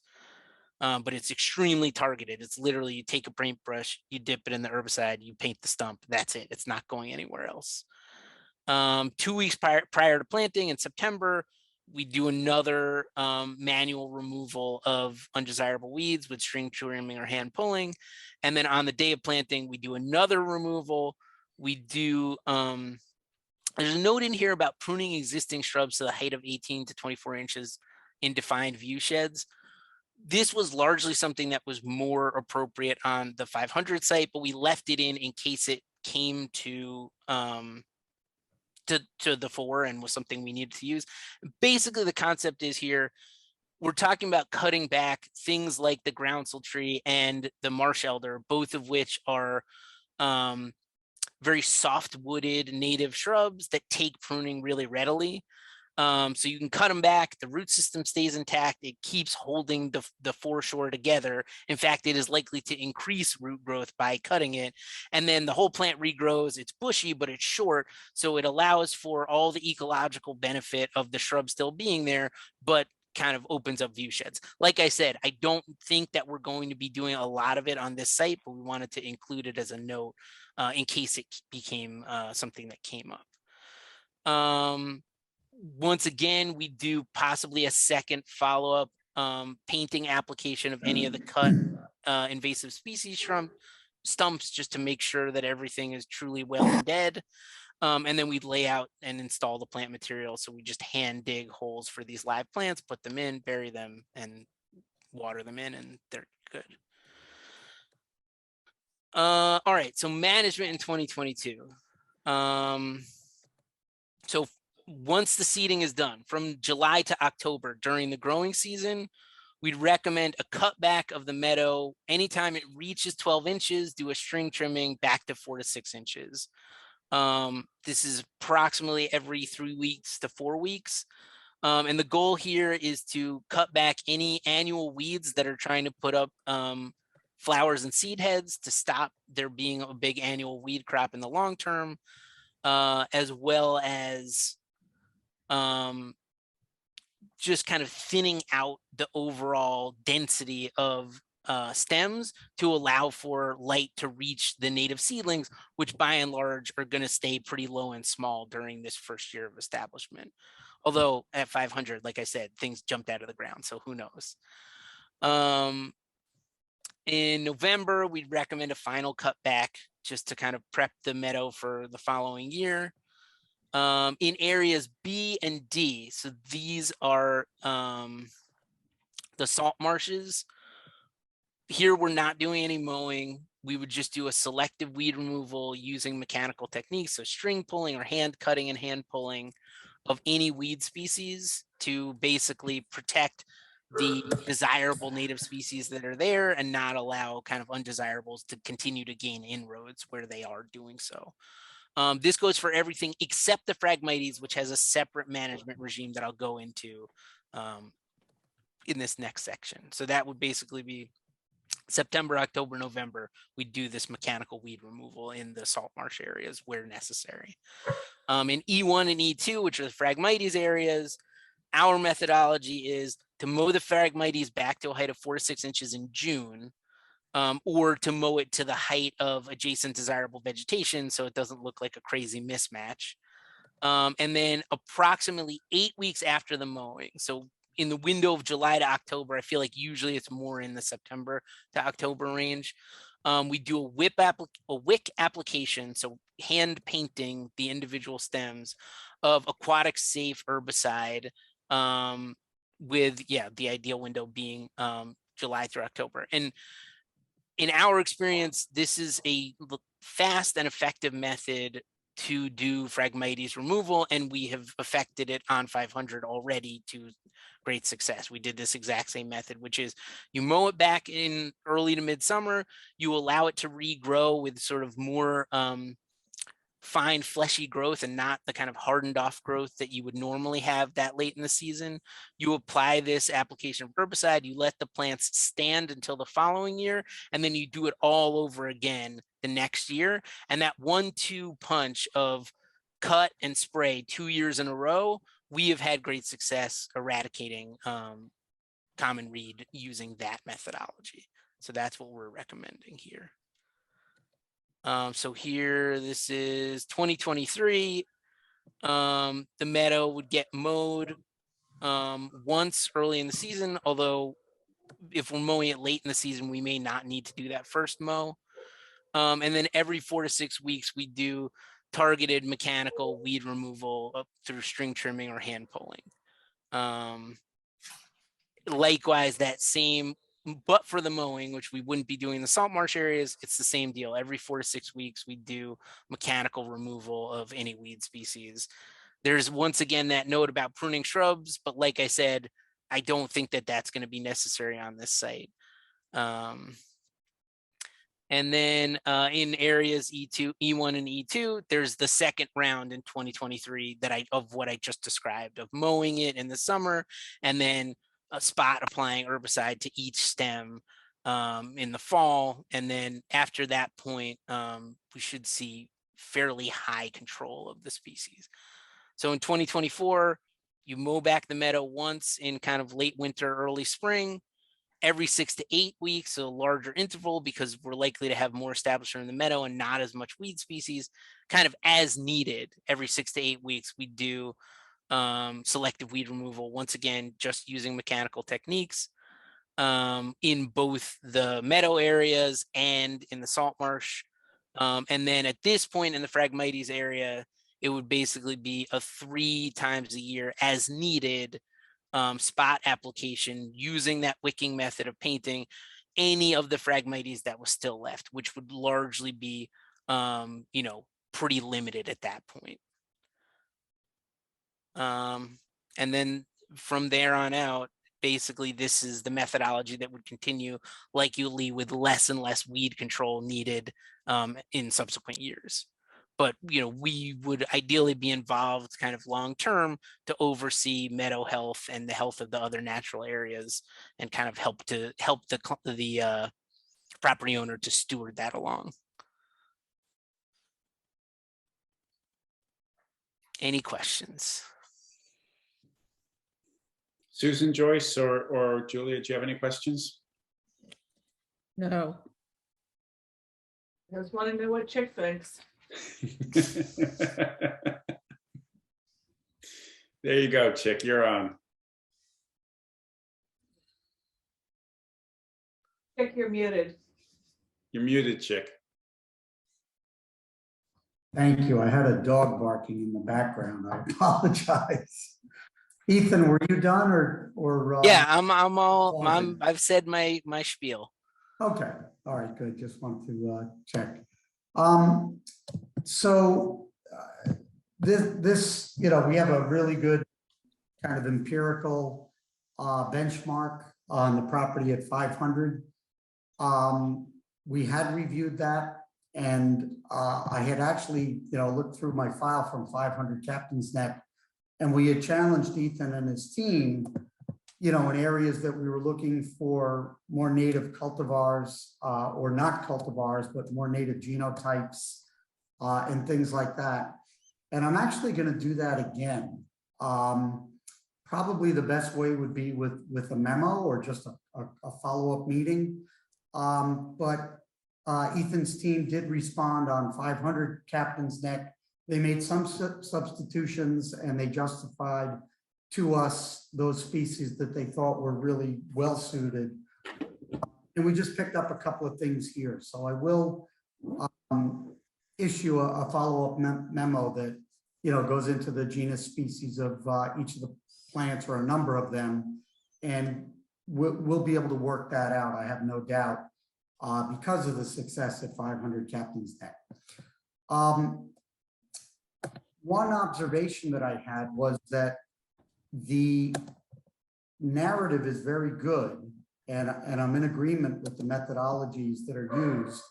You know, I will note that there's some more aggressive techniques here, but they're techniques that we've used in my office as well. And they do tend to be successful, and also limit any unwanted environmental impacts based on the nature of the materials being used and the methods for using them. And so I am okay with that. I do note that some of the scraping, to me, does warrant some type of consideration of erosion control. In other words, as you are removing a couple of inches of soil, I just want to make sure that, you know, if we have a rain event or something, that we're not destabilizing soils and also causing unwanted impacts. And I didn't really see erosion control measures in the methodology or on the plans. So I would ask Ethan to look at that. I also noted that there's not really a correlation between the areas that are described on the narrative, you know, the A through G areas, and showing where they are on the plans. Unless I missed it, I didn't see that. And I think that would be helpful to kind of just correlate the methodology narrative to the plan, so we understand the areas. And that was really it. As I said, I want to challenge a little bit, you know, maybe there's some greater availability of some more native species. If they did well at 500, I'm probably going to be fine with, you know, keeping those. But I would like to look at that. I'd like you to consider erosion control, and I would like you to make sure that you correlate the areas A through G on the plan that are in the narrative. The only last thing I'll say is that if you look at the aerial photograph, and I don't know if I'm not able to share my screen. I don't know if you have an aerial handy, Ethan. 500 Captain's Neck, the buffer does go a lot farther inland, and that was because there were upland improvements being proposed. So I will point out that there's an existing house on this lot. I'm not aware that any upland improvements are being proposed, but this doesn't match the buffer that's present on 500 Captain's Neck. And so I don't know if you want to taper it in or expand it a little bit to the north so that there's a better transition between the buffer on 500 and the buffer at 520. That would be nice. But I'll leave that up to you because I do recognize this is voluntary. And certainly if there are upland improvements proposed in the future, we would look for the 125-foot area to be, established more in a buffer area than a lawn area.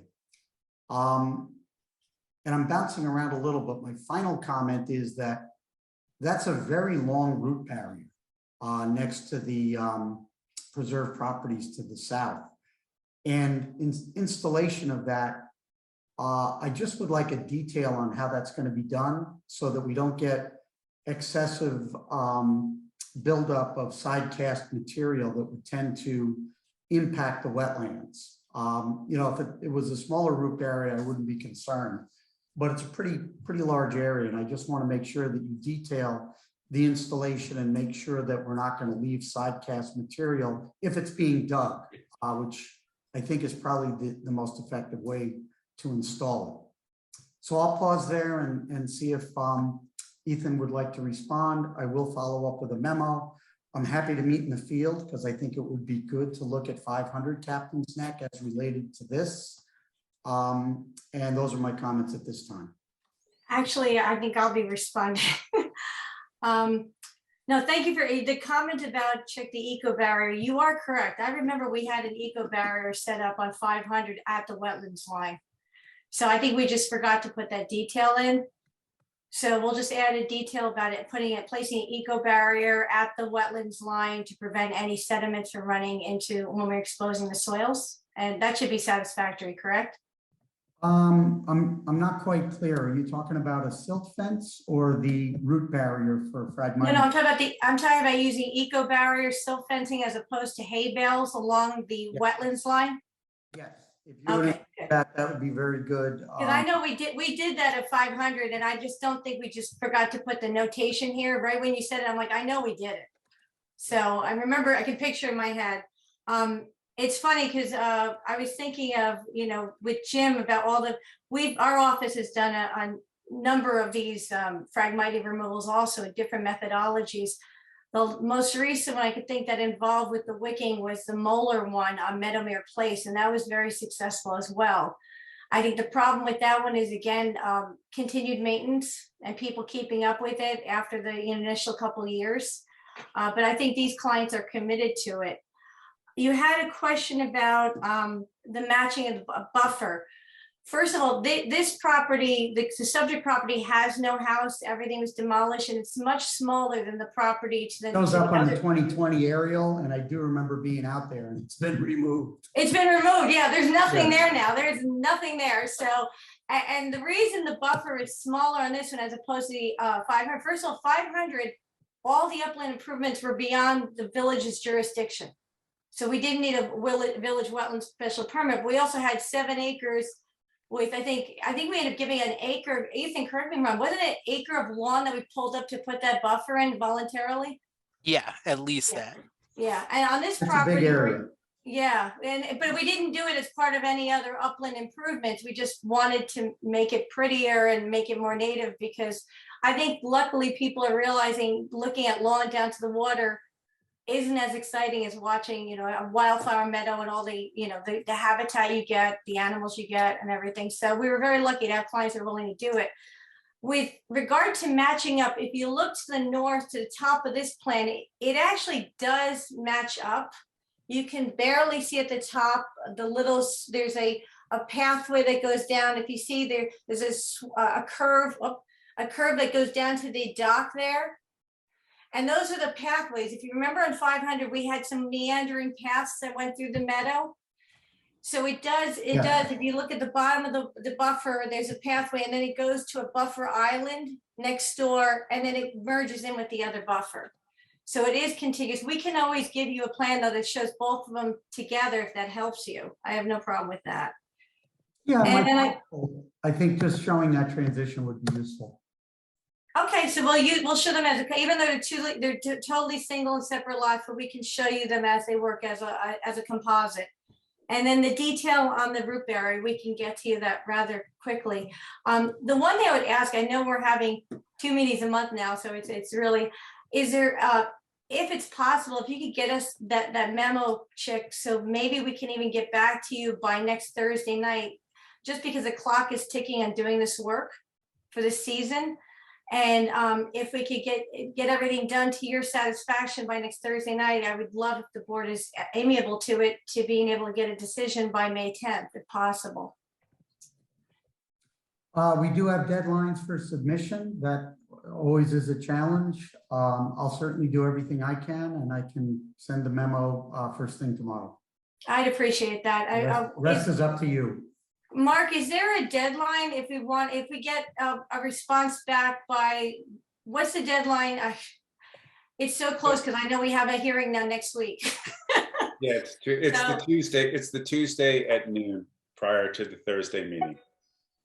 So next Tuesday would be my deadline? At noon. Oh, Yes. perfect. Okay, great. That gives us some time. And Chick, I'll reach out to you. Maybe Ethan and I can meet with you either the end of this week or beginning of next week, depending on both of your schedules. That sounds good. I Great. actually have Rusty come out just because I'm out of town right now, but Okay, and we can do a phone call and probably resolve most of it. perfect. That sounds great. And I think, and then the root barrier detail, we can definitely get to Ethan. We can get that done within the next week, right? Yeah, I think that actually would probably be under Reese Roberts, but yes, I'm sure. Okay. I don't think that would be a problem. Well, you know, the one thing we could talk about on site, Chick, is maybe we limit it, or if you don't think it's necessary, I will say that was my addition, just because I'm always trying to see how can we make these remediations last longer without, you know, mechanical means. So maybe we can look at maybe limiting that as well. I think it's a good idea. I think it's actually quite important. It was really just the length of it, and you know, if it's trenched in, just to make sure that you don't have side cast material that's going to cause fill in the wetlands. May I ask if, is there a Dealt with detail easily. is there a detail that you prefer or something you would recommend? No. Okay. You know, the detail is very straightforward. It's more the method of installation. Because I've seen them dug. I've also seen them just pounded in. Pounding would probably be better if you're able to do that. I've seen them mostly dug, but I'll let you figure it out. Okay. Wonderful. I think that's it, Mark. Okay, thanks. So I'll motion to adjourn for all purposes, case number 3135, 520 Captain's Neck Lane. Chairman? Thank you, They asked Melissa. us to remind Chairman, you. is there anybody from the public? Audience. Oh, okay, yeah, I didn't think there was, but is there anybody from the audience answering No, that? there is not. Then I will motion to adjourn for all purposes, case number 3135, 520 Captain's Neck Lane. Can I have a second, please? Second, And all in favor? aye. Okay, thank you. Thank you, Thank everybody. Thank you very much. Have a great evening.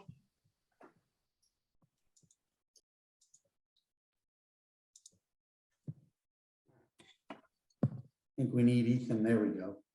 Yeah, I clicked on Melissa and it clicked on Mark by accident. So Mark's coming back over. Sorry about that, guys. Let me just take Ethan out. Sorry about that, Mark. That happened to me last time. Yeah, I'm sorry. It keeps moving. I'm clicking on it and it's clicking on the wrong thing. Sorry about that. Okay, so we move forward to case number 3130, which is estate of Janet Stein, 2 Meadow Lane. And Antoinette is the applicant here, or their representative? Yes, I have an InterScience right here. I'm bringing them in. It's probably Jim.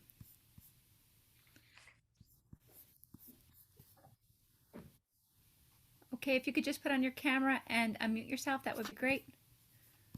Good evening, Okay, it's not Jim, so I just need both your names for the record, please. Mary Jane Assato, Burke Flanagan Assato, 21 South Main Street, Southampton, New York, for the applicant. Okay. And Richard Warren of InterScience Research Associates, 36 Nugent Street, Southampton, for the applicant. Okay, thank you. I've submitted heretofore the affidavit of mailing and posting. I believe that Mr. Blinkoff has them.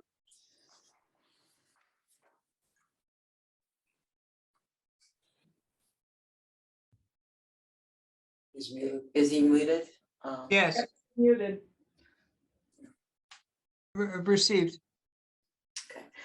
Good evening. The application before you tonight is unlike the bulk of the applications you hear. This is being brought pursuant to Chapter 49 of the Village Code. What is before you is a coastal erosion hazard area variance. And just as a matter of background for those who may be watching as well as the board members, Chapter 49, when it was first enacted in 1988, it was a result of when the environmental conservation law to protect the coastal areas so that erosion and flooding, there would be regulations established to prevent and mitigate against flooding and to preserve erosion, to preserve the coastline from development and provide a regulatory mechanism so that buildings that were already there that potentially were destroyed by storm event or flooding would have restrictions on reconstruction. At the time that Article 34 of the ECL was established, the local municipalities were given the option to administer and oversee the law. And Southampton Village elected to do so, and that's when Chapter 49 was established. Chapter 49, however, did not incorporate all of the rules and regulations that the New York State DEC had put in place for administering this law. And one facet of it that's very particular that I think that you should be aware of is that since this was to protect coastal areas and to prevent against erosion, if a building was destroyed by fire, as in this case, the building that was pre-existing on this property was destroyed by fire, then the New York State DEC actually permits the reconstruction of that without a coastal erosion hazard permit. Now, the village did not see to adopt that provision, and therefore we are before you today. I'd like to point out to you that this is a property that is substantially in size, and since 2003, when the first coastal erosion hazard area variance was granted by a previous board, the actual environmental conditions here are substantially better. I'm going to leave that. Could we share the screen with you? Yes, we please. have some of the images to put up. You have access to do so. Let's start with. Which one do you want to start? We start with the NYC, yes. So just so you are aware, I mean, although that the village did not adopt this provision, I think it's relevant and critical that if that the New York State DEC in the management of this law, they do not require review or a permit in the event that the structure in question is damaged by fire. Because the whole purpose of this law was for coastal prevention, for erosion prevention, for flooding prevention. So I just wanted to bring to your attention, and it's outlined as in section, it's 6 CRR NY 505.8 D7. As you can see, it's a red line that restoration of an existing structure that are damaged or destroyed by events not related to coastal flooding and erosion may be undertaken without a coastal erosion management permit. I just would like to bring that to your attention. If we go to the second slide with the comparison, please. In 2003, when the board initially granted the variance, the site conditions, as you can see, south of the wall that's there. If you can point, that's the dark line. There is buried under these dunes seawall. Now, this seawall was picked up by Squires and Holden back in 1984. However, it really is not visible because, of course, it's buried underneath the dunes. And you can see in comparison from what was in 2003 versus what is in 2002, just how much accretion has happened. I mean, the beach, this picture speaks for itself. As I said, 1,000 pictures worth 1,000 words, is that the beach that has built up, the dunes that have expanded, you have 2 sets of dunes now, as well as a very, very large expanse of beach area. I'm going to leave that to Rich later on, but I just wanted to point out to you that certainly what we're looking at on this site is we are not looking at a piece of property that is had substantial erosion over the between 2003 and 2022. It's actually has really built up and has not been subject to the vagaries of flooding and coastal erosion. Now, basically, I'd like to go through the standards for a variance for under Chapter 49 versus 116 because they are different. The first standard that's enumerated therein is that there's no reasonable, prudent, or alternative site. Now, if we would please move to the as of right building envelope, which is that dot yard. So you can see here that the as of right building envelope is rather small. It's the area in yellow. And actually this area is where the sanitary system of the previous structures were, as well as the drainage and dry wells. And it's certainly practical that when a new construction can happen, this is where the new sanitary system areas and dry wells and drainage features would go. And in any event, in that triangular area, it would be very difficult to be fitting in a house. It's rather limited. So we submit to you that there is no reasonable, prudent alternative site than what we're proposing. The second standard is that all reasonable means and measures to mitigate against impact from coastal erosion or flooding have been incorporated. We submit to you that the new construction will have to be in all respects compliant with current FEMA regulations.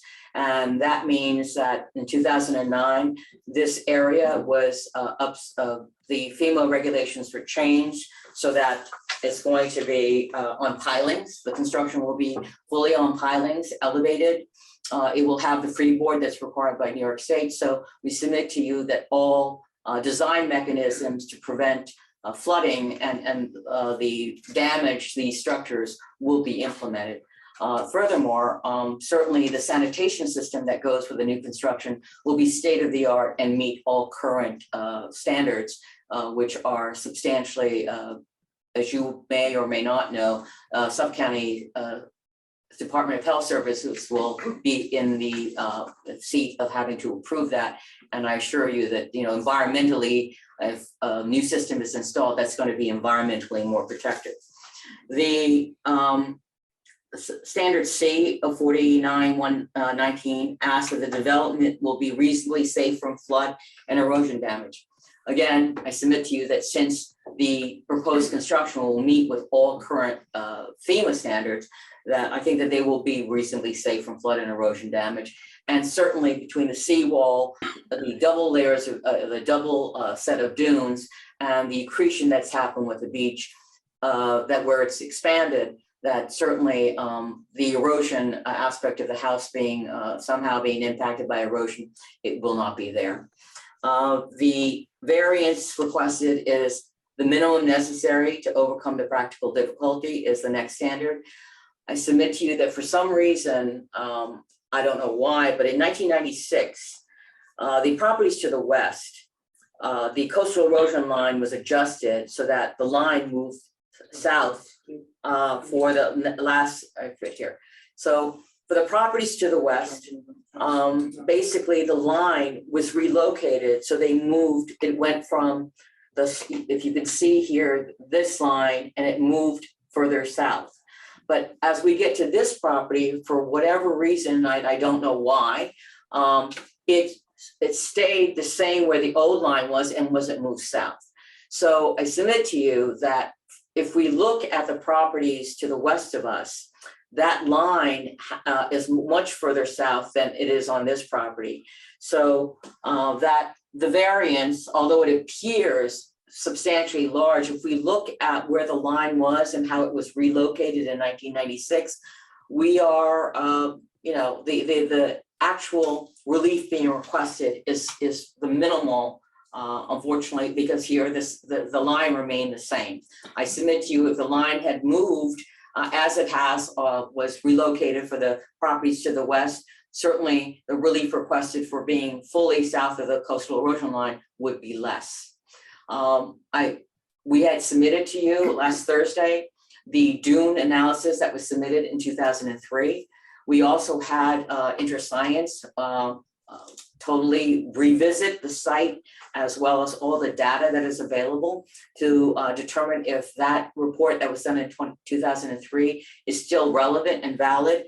And so I would like to actually have Rich speak to that, since he and Jim Walker went through the steps to prepare that report, and to submit to you just the just how well that this property has sustained itself as far as erosion and actually having accretion and being substantially in a better state environmentally than it was even back in 2003.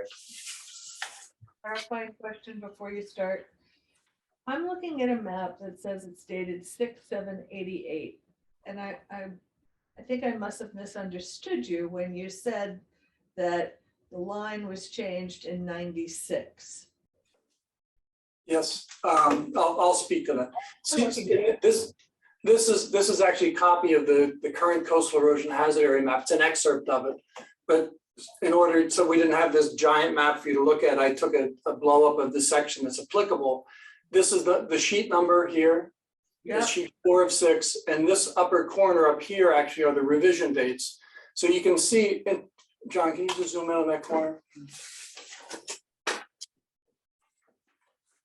I have my technician here, who actually makes it easier. So see where it says 7/25/95, 10/4/95. Yep. Interesting. It says Bliss property. John, go back to the full picture. So this is where's Bliss's house right here. Yep. And I actually remember when this was going on, he was concerned about the fact that his house sat almost entirely seaward of the coastal erosion hazard line, and he appealed to the state to move the line. And they moved the line for Oris Bliss so that it would go on the seaward face of his house. So you can see it right there. So so they just didn't have a line that just humped right around his house like that. They had to tie it in. So they tied it in here and they tied it in over here. So it's a span. The state has adopted changes to the coastal erosion maps a number of times. There's a section along Meadow Lane, about 6,600 linear feet, over a mile, where they moved the coastal erosion hazard line 77 feet south. So they have made amendments, but the original base map is 1988, but you have to look at the amendment sections. It's on the bottom corner. I appreciate that, but I'm going to ask a follow-up question, because what you're talking to me about is the Bliss property, which is, I don't know, 400 feet away. But this property that I'm being asked to talk about tonight does not appear to have had any changes since 1988 when this map was drawn. Is that correct? Yeah. Yes, because no one has asked for that line to be moved. It's a fairly significant process. We haven't been asked to do that. I can just tell you that when they do move lines, they have to find a way to begin and end.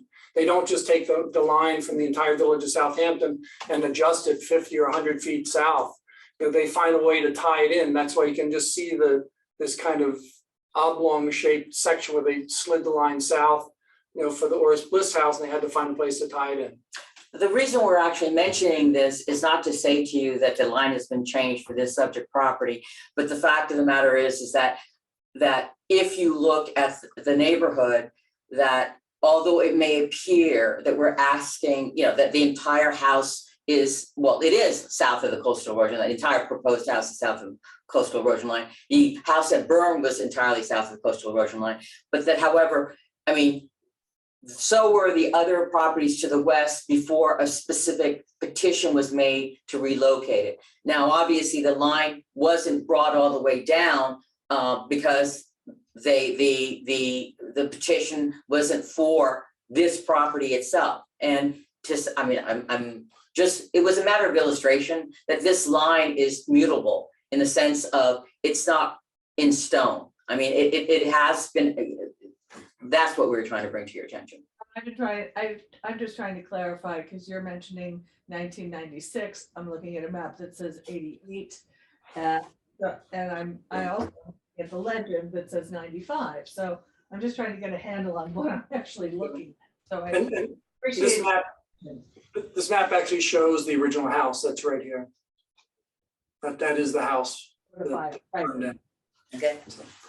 So good evening. My name is Richard Warren. I'm the president of InterScience Research Associates. We were asked to come in to evaluate this property. As you know, back in the 2003 Zoning Board of Appeals review, there was a report submitted that's in the file, and I think we provided additional copies of this.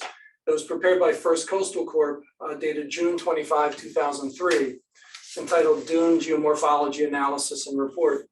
And this was a report that was really, I believe, part of the basis for which the variance was granted to allow the reconstruction of the home. So one of the things we wanted to do was to take a look at the conditions to see whether or not the conditions of the property today are any different in either a positive or an adverse way relative to what the Zoning Board of Appeals looked at when they granted the variance. So we did an evaluation. We provided that in a report to you that looks like this. We gave, I think, 12 copies of the village, entitled Analysis of Dune Conditions, 2 Meadow Lane, dated April 2022. In order to do this report, we did a fair amount of research. We examined aerial photography that was readily available to us, commercially available from Google Earth. The Town of Southampton GIS has a wealth of information from aerial photography. Suffolk County GIS is aerial photography. We also had a drone recently fly over top of the property so that we could take a look at the conditions currently, because we were only brought into this, since the aerial photos were done, to make sure that there weren't any changes in condition. We also asked this, we also looked at the surveys from 2003 to the surveys that are currently before you that were prepared by Squires and Holden. In order to do that, we had to have the topography from the 2003 survey, the crest of Dune, evaluated by Squires and Holden, because the datum changed. As you know, September 25th, 2009, when the new FEMA maps came out, now all the surveyors use NAVD 1988 datum. The old surveys in 2003 were in NGVD, so we had to convert. So this way we're comparing the apples to apples. So we had Squires and Holden look at the crest of Dune, and you'll see on the survey that was submitted to you as part of the application, there is a crest of Dune that was from 2003 with topography converted to current datum. So you're comparing apples to apples. We also coordinated, we examined imagery from taken by NOAA in 2012, a few days after Sandy. That imagery is also in our report. This way you could see what happened during probably one of the more significant storms of recent times that we've had here on the East End. So we could see what happened during those conditions. And what really happened was that there was no impact to this property during that storm, even though there were other areas on the East End where there was very significant erosional impacts, but there was none here on this property. We reviewed the FEMA floodplain maps to look at, see what happened in the 1998 firms versus the 2009 firms, the flood insurance rate map panels. And then we spent a fair amount of time examining the property. We did inspections of the property, took photographs of the site. We reviewed the First Coastal report in length, and also prepared the report for the Zoning Board of Appeals. So we did a fair amount of work for this, and I'll just briefly go through our findings. The dune conditions on this property have improved in the intervening years. You can see the aerial photograph on the left, which is taken in 2004. It's a year after the house was demolished. by the fire, and then the rubble was removed, and the backside of the dune was graded. You can see where the vegetation line, that red line that we drew across there is really just a parallel line, just for purposes you have some eye point to measure from, because the property is kind of canted off on an angle. So it's a line that's at the southern edge of the swimming pool. It's really not anything to do with the application, just gives you some visual reference as you see what's happening to the south of that line. The beach is widened, and you can see that in the aerial photography that we provided to you. And we gave you the whole series of aerial photographs. The beach is widened, the dune is widened. We did not see in the aerial photography any evidence of dune recession or erosion. The dune crest is actually increased in height. When you look at the topography that was provided on the surveys, you can see that the dune is actually increased around 2 feet or so in height. John, can you go to the photographs? So here, this is some evidence. That's the walkway on the eastern property line. And you can see that now the walkway itself is buried and there's about 2 feet of sand over top of it. That's just one visual reference that shows that the handrails are nearly buried at this point. So the dune is actually increasing height. The crest of the dune is migrated seaward between 12 and 31 feet, which also demonstrates the stability of the dune. Squires and Holden has recorded that in their surveys. The back dune area on the property is very well vegetated. Here, this is a view of the front part of the dune. Looking towards the east, you can see that you've got dense shrub vegetation. You've got beach grass in front. Just go to the next one, John.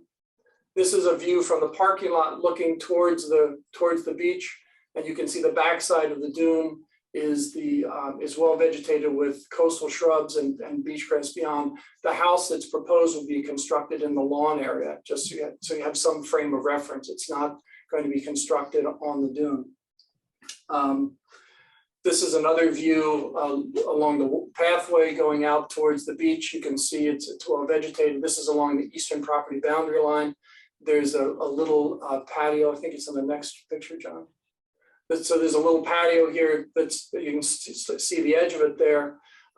That's a patio that was there in the original application. You can see the dunes rising up to the south of that, and they, I guess, sweep the sand off of this that's accumulating here, so they have a place to sit, because the family still has used the house in the back. And if you've been to the property, you'll see there are even some chickens in a chicken coop there. The beach grass is prograding onto the beach. Keep going, John.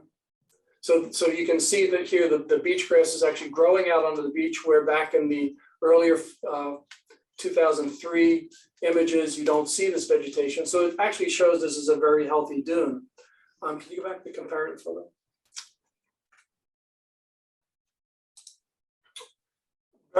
Buried in this dune, there is a steel seawall that was noted in the 2003 report by First Coastal Corp. And the only time that it's visible is in the 1984 aerial photographs.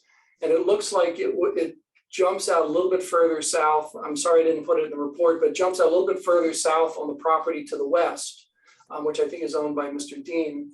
And then it comes back, and it's almost it's along the entire frontage of this property. The photograph that shows that in 1984 was taken, it would appear, after the Halloween storm. If any of you remember that, October of 1984, we had a very significant coastal storm that took place.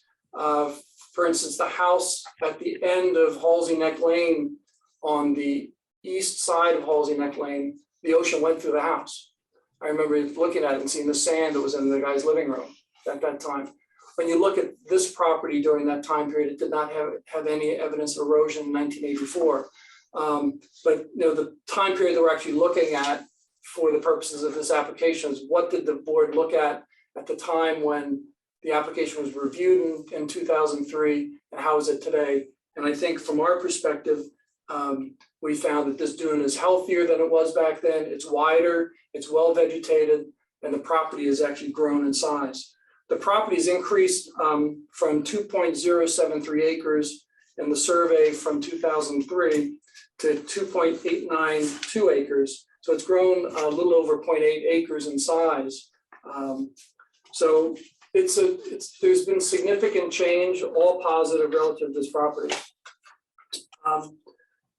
Regarding FEMA, well, the seawall actually does provide a line of defense if and when it ever becomes exposed. So this property not only is protected by the dune, but if you have one of those serious storm events, which we do have, and if you're familiar with the beach area down here, and I've been doing this for 42 years, so I've walked these beaches a lot.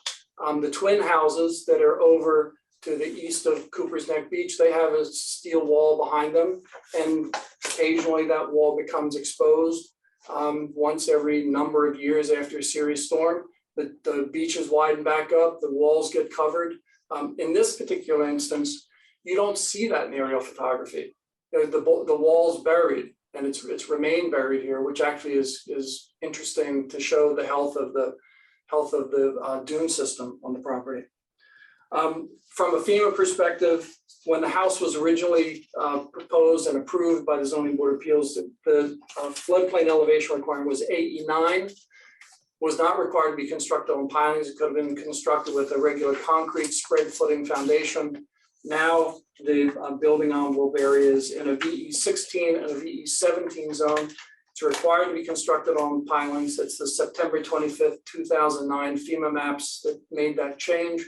And also New York State adopted a freeboard requirement of 2 feet. So this house is going to be elevated, it's going to be on pilings, and it will have breakaway construction underneath that's required for anything below FEMA +2 elevation. So, Mary Jane has talked about the exclusion from the New York State DEC regulations. I would concur that, from the state perspective, one would have been able to construct this without a coastal erosion permit. However, the village in 2003 actually granted that relief. We're here to have that relief reinstituted.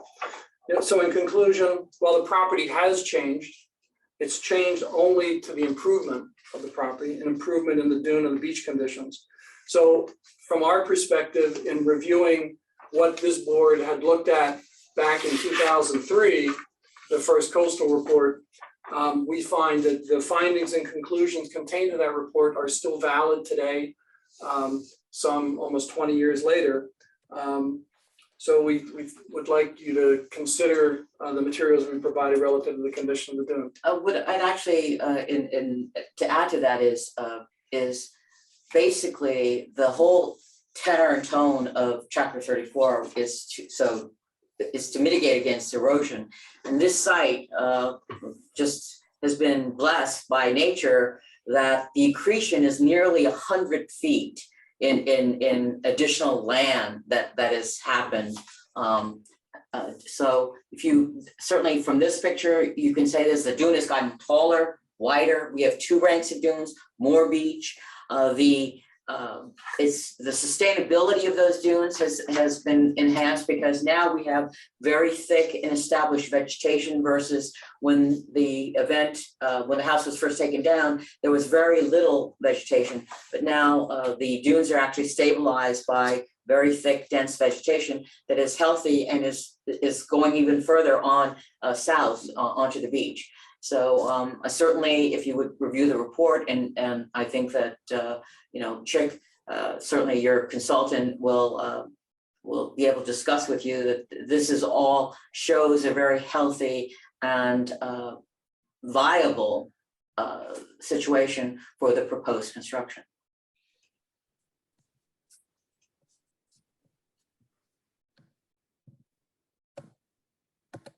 Joyce, Julia, or Susan, do you have any questions?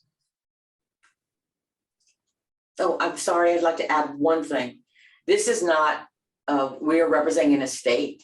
Janet Stein, when the 2003 application happened, both parties were alive and my partner was here, but then certain intervening events, they couldn't construct right away. But what we're proposing here is the estate is going to, is in contract with the contract vendee. The contract vendee is George Walker and his extended family. So we're not talking about a spec building kind of situation. Mr. Walker and his family have been in the community for a long time, for decades. And so I just wanted to submit to you that this isn't a speculative venture. It is really to be used by members of the community that have been here for a considerable amount of time and are mindful to maintain the ecological benefits of this property. So. Susan, you're muted. I have a question. Is that just the house that you show? That's just a footprint that we're proposing. But you have to sort of. It's very difficult. That's just a placeholder. Is that correct? Yes, because this house has to go before ARB with full review. As you, you certainly are well aware that anything that is constructed, this is going to be going full ARB public hearing review. You're not able to design a house when you're in a contract vendee situation, and certainly the Steins didn't have a house. This is essentially an envelope for where the siding will go, but the actual house, once it's designed, will have full architectural review before the architectural review board. Thank you. We actually usually respond to plans. We respond to a home that's asking for a series of variances. This is the first time in the years that I've been doing this work that we've been asked to respond to an idea. And that's very hard to do. And something, even if you're going to take it to the ARB, unless it's a home of historic significance, it would come to us first. So my question is, why wouldn't you bring plans to us to ask for all the variances at once, as opposed to starting here and then coming back to us with whatever comes next? We're not going to be asking for any dimensional variances. So maybe that's the disconnect. We're here for a Chapter 49 variance, which is the right to build south of the coastal erosion line. That's the variance that's being requested. No dimensional variances, which are what you normally hear, which is Chapter 116 variances, zoning such as side yard setback, front yard setback, rear yard setback, lot coverage, height. We're not asking for any dimensional variances. The house that is going to be designed here is going to have to comply in all respects with the village code. The only variance that has already been granted and it runs with the land is the dune setback variance. And frankly, that has been diminished because the dunes are further south and we're not asking to increase the building envelope.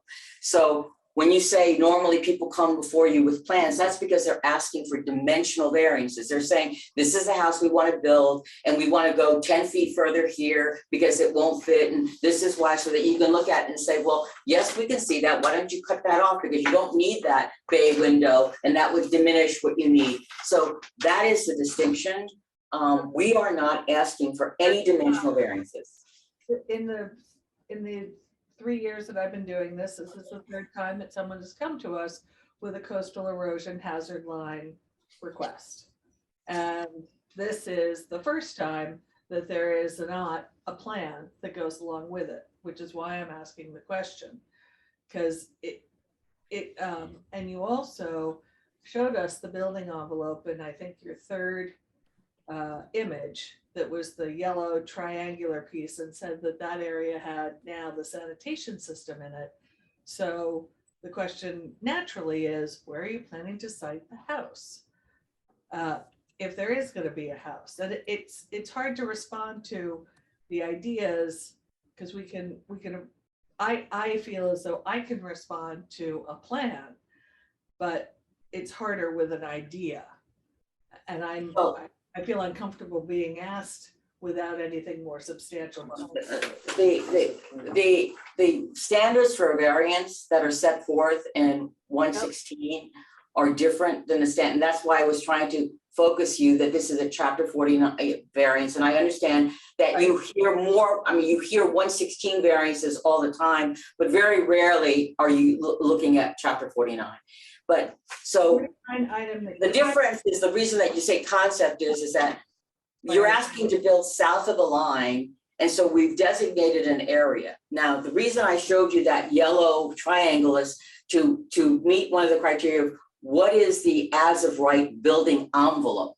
Okay, that doesn't depict a house, that just shows you the as of right building envelope. And what I was indicating to you, that one, it's very, it's to try to design a house to fit in that triangular space would be difficult. But moreover, that area would be more attuned, as it is currently and will be for the future, for the house to be constructed, where the sanitary system will go, because that's the upland area away from the coastal area.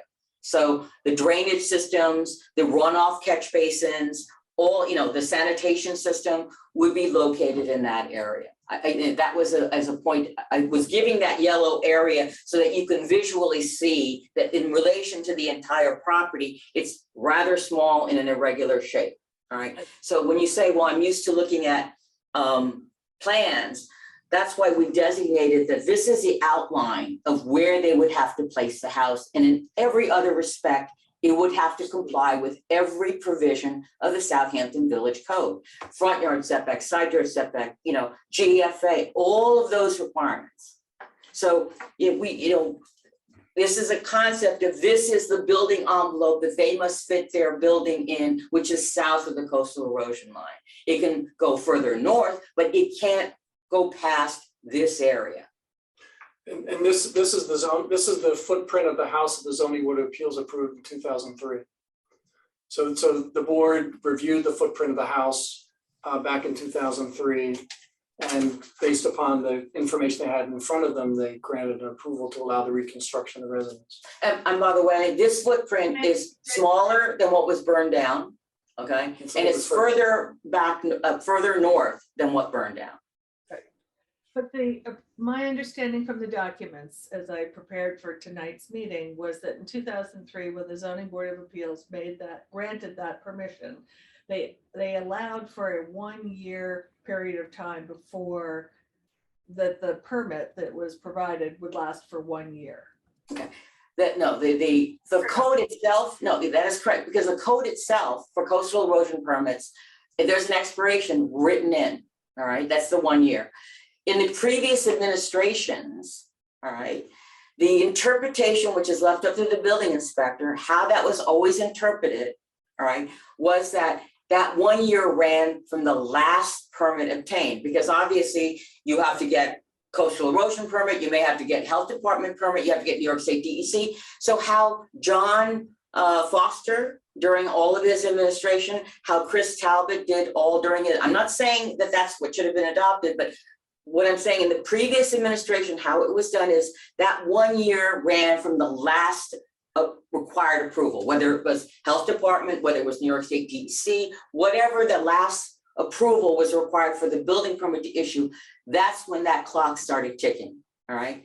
With everything having changed so much, the building inspector said that, look, you should go back to make your case to see if the board agrees that the environmental conditions are met. And it's in everybody's benefit, that especially if your environmental conditions are so much better, that the dune is taller and wider and the beach has accreted substantially, then so they can review this to say, you know what, this meets all the criteria for chapter 49. So that is why we're before you. Could you give us some context? I'm just curious about the property right now. Let me get some facts first. When was the fire? When did the house burn down? 2003.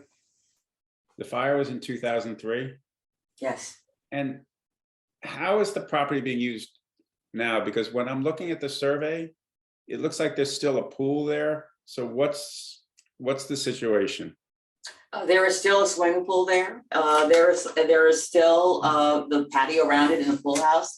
A related entity owns The Steins through various trusts own actually two properties. This property here where there was a fire, and there is a property that is further north. To Jim. So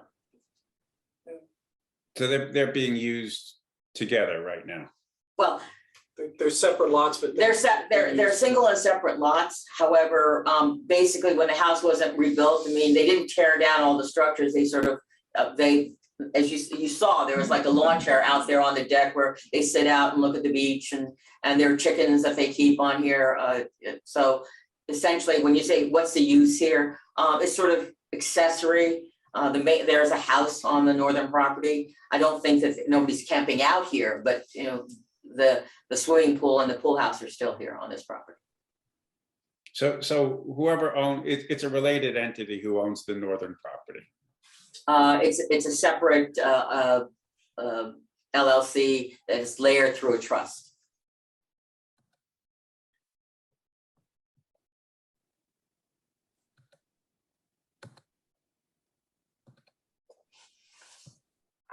But right now, the plan is just to sell the southern property.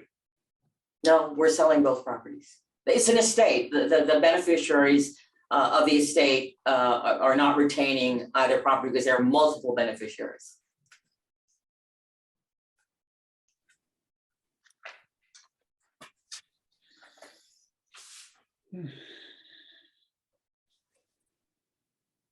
As I indicated to you, this is not a speculative situation.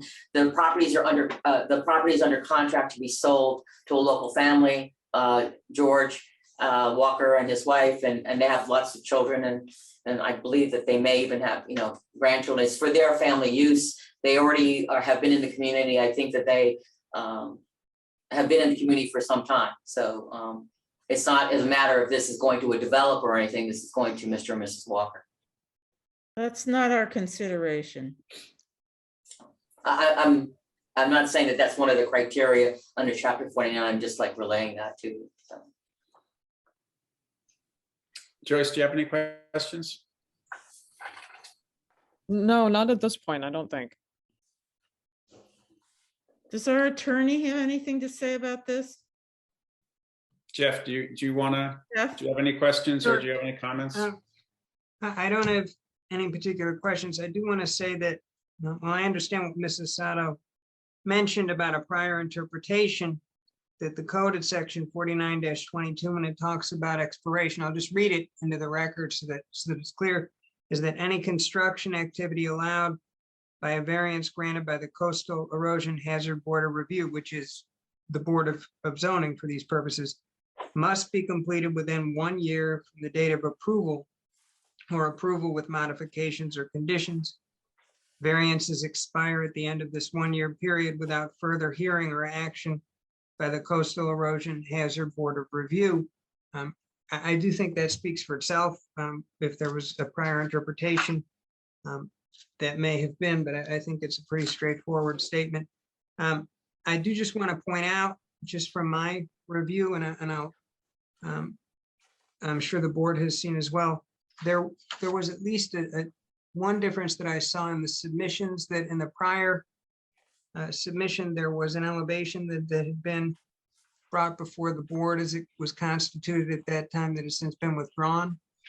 And just to be clear, the standards that are set forth, I don't disagree with Mrs. Sato. They are different from what the board looks at when the board considers a variance application for, say, an area variance under the village law section 7-12. The particular difference here is that the burden is upon the applicant to show that it meets with each of the criteria. And I understand Mrs. Sato's description and certainly the gentleman's description. One question I would have is that what appears to be being put forth here is that there are representations as to the ultimate proposal meeting with requirements, but there's nothing actually before the board that reflects meeting those requirements. Normally, the board has the opportunity to make those assessments, but certainly I'm not a decision maker here. I do just want to point that out. So I agree that 49-19 is different. from 7-712. And the board looks at paragraphs A, B, C, and D in particular for these purposes, and it's the applicant's burden to show that they've met each of the criteria. But I thank you for the time. I don't have anything else at this point. I just wanted to say, Mr. Blinkoff, I am not indicating to you that that the code doesn't say that there isn't a 1 year expiration. In fact, that's why we're here. I was just letting the board be aware that in the building department, which is the first line of interpretation in the previous administrations, that's how they interpret it. Obviously, that's not what's happening here today or in the current administration, nor this building inspector. So as I indicated to you, I was just relaying historical evidence. I am not saying that this code itself doesn't say the expiration is 1 year from the granting. In the past, all I was saying to you is that the building inspector read that for right, wrong, or indifferent. They had implemented that by the last approval that was required. That's all I'm saying. I mean, I'm before this board for relief. So obviously, we're not disputing that there was that the code provision had a 1 year expiration. Mary Jane, could you show your building envelope again, just so I. And could I just say, you know, that those things were done 20 years ago. I don't know why we're discussing them. It's just reversionary. The yellow is the as of right building envelope. Yeah, I mean, I would just. What was being proposed, I'll show you, if we see the comparison, please, the two surveys. Okay, so the one on the right is. The one on the right.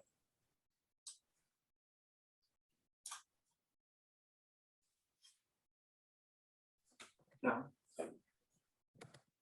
So as you can see that there is we've noted the portion of seawall that had once been proposed, it's all buried.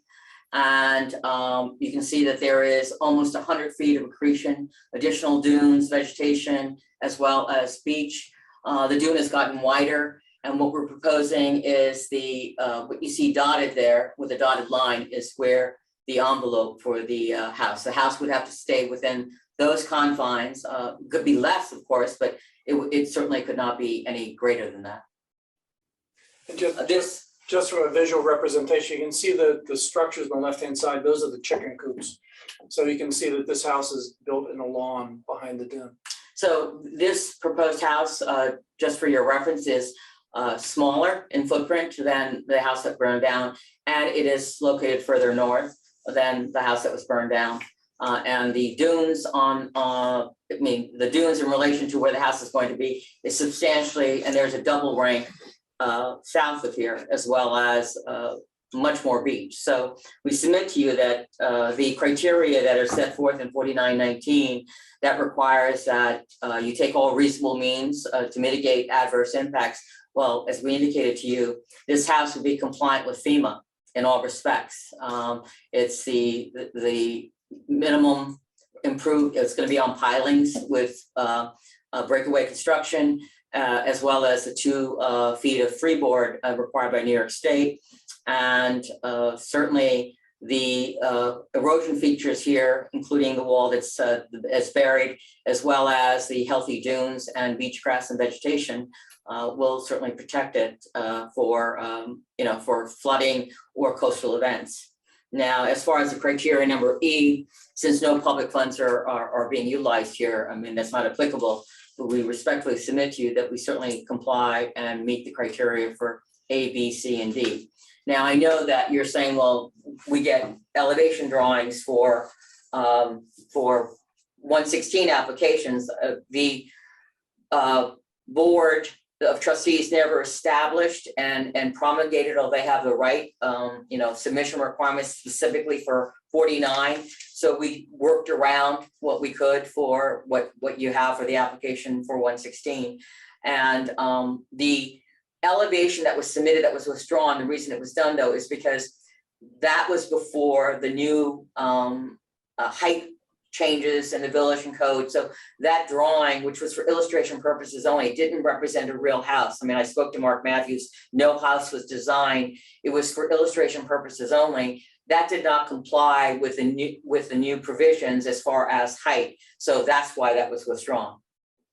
I mean, I submitted that because it was referenced in the old decision as part of the historical packet, but to avoid confusion that somehow we were going to build that height of a structure is why subsequent to the original submission, I did submit a letter withdrawing that that elevation from any part of the record. Can you go back to your building envelope for a second? So I just wanted to suggest and make the point that as far as I would be concerned, while you're showing what might be a building envelope as a right, I think sometimes the board would consider being flexible, lenient, or granting a variance with respect to that 80-foot front yard setback so as to increase your building envelope and perhaps have an alternate site or an alternative site as the code says. So I wouldn't necessarily write that building envelope in stone if you're asking for some type of relief. You know, sometimes our board will deliberate which relief is the best for the community. And in this case, it's possible that part of the deliberations would be granting 60-foot front yard relief and opening up a larger building envelope, you know, might be a consideration. So I just wanted to say that.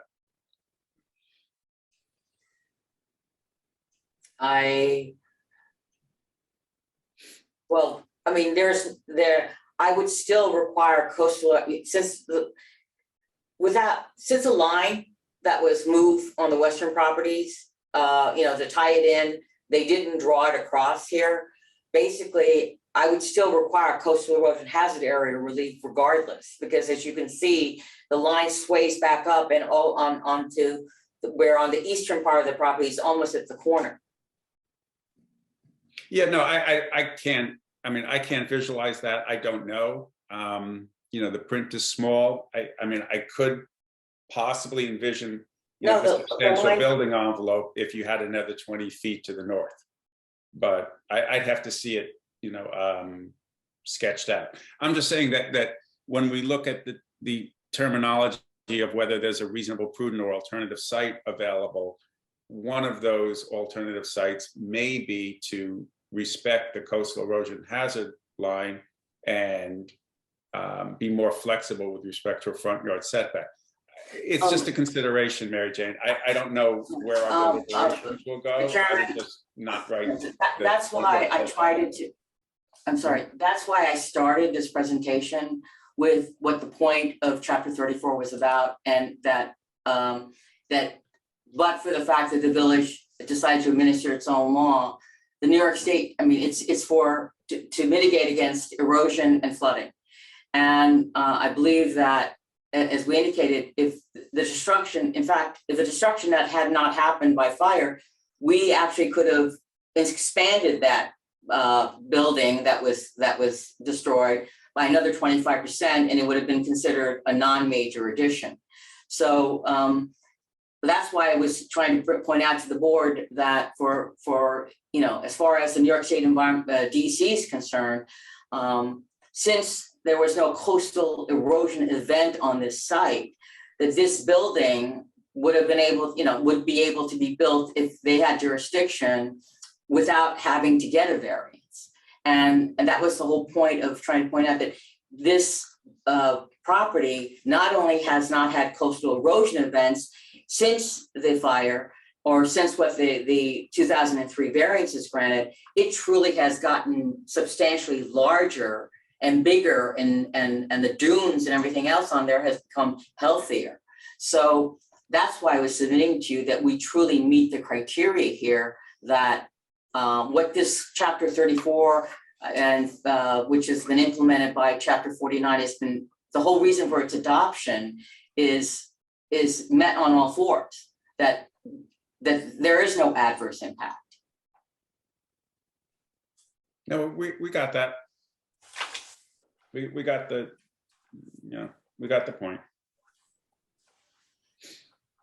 Where does the board want to leave this, or why don't we all talk about, do we want to keep it open for all purposes, or? Mark, could I ask a couple of questions or make a comment? Yeah, and we should ask if there's anybody from the audience who wishes to be heard, but certainly, go ahead. Rich, could you put up that footprint diagram again? With the footprint? Yes.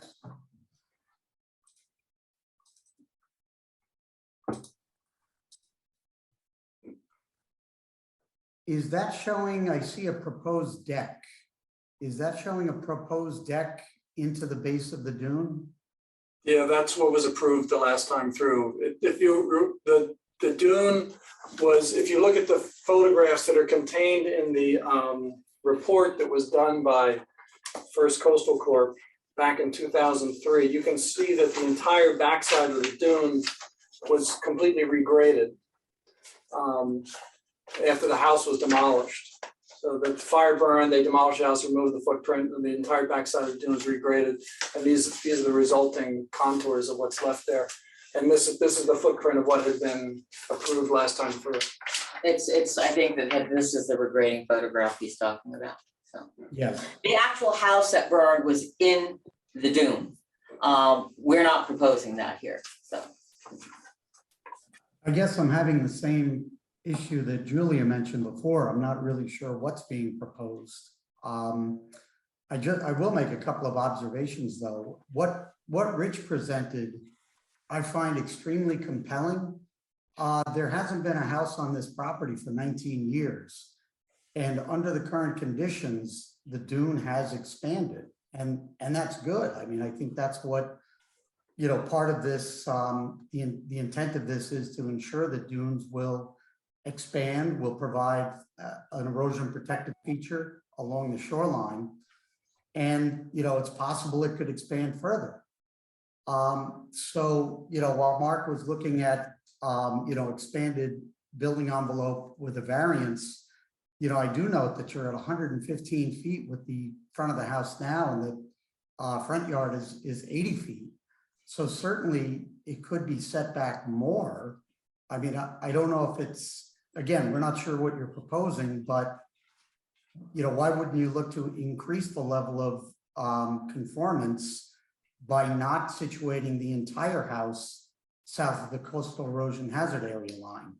And I'm not saying that's something the board would consider. I'm just pointing it out that reducing the nonconformity and then speaking to, you know, the alternative criteria that has to be met as well, that would be an alternative that would reduce the level of nonconformity, set it back from the dune, not set it into the dune, and allow the dune to expand more if that's what it would do under natural environmental conditions. So it's just something that I want to point out that I think is very compelling from the current condition of the site and Rich's, you know, excellent observations. We will take your, I mean, we absolutely have taken note of your comments, and we will, Rich and I will speak to the clients as well as the surveyors to figure out, you know, a different configuration for the building envelope, and we'll make our submissions accordingly. I hear you, in other words, and we will look at alternatives. Thank you. Mary Jane, is there anybody else from your team that wants to speak to this? There's a Haley Willis, you know, who's in the attendees. I don't know if they're with you. I'm just looking at people who are still. The contract vendees attorneys. Okay. It's up to you. Did they want to speak to this? Should we? Not tonight, no. I think they were observing. So. Antoinette, do you want to see if anybody else wants to speak to this as far as the public goes? I have no hands up. No hands up? Nope. Okay, so we're back to, where does the board want to leave this? Do we want to leave this for just open for all purposes? Why don't we do that? Just adjourn for all purposes? Well, sounds good to me. To your next meeting? Whatever. Sure, absolutely. I mean, unless Mary Jane, I mean, do you want to be at the next meeting, or do you want to adjourn to a later? Well, I'd like to be at the next meeting to at least let you know if we're going to be looking at alternatives for the building envelope, and then if it has to be further adjourned, but That's how I would like to leave it. And because at that point, at least I can discuss with the contract vendee as well, what's happened here tonight. Okay, so I motion that we adjourn this, this case for all purposes. Could I have a second, please? Second, And all in favor? aye. Aye.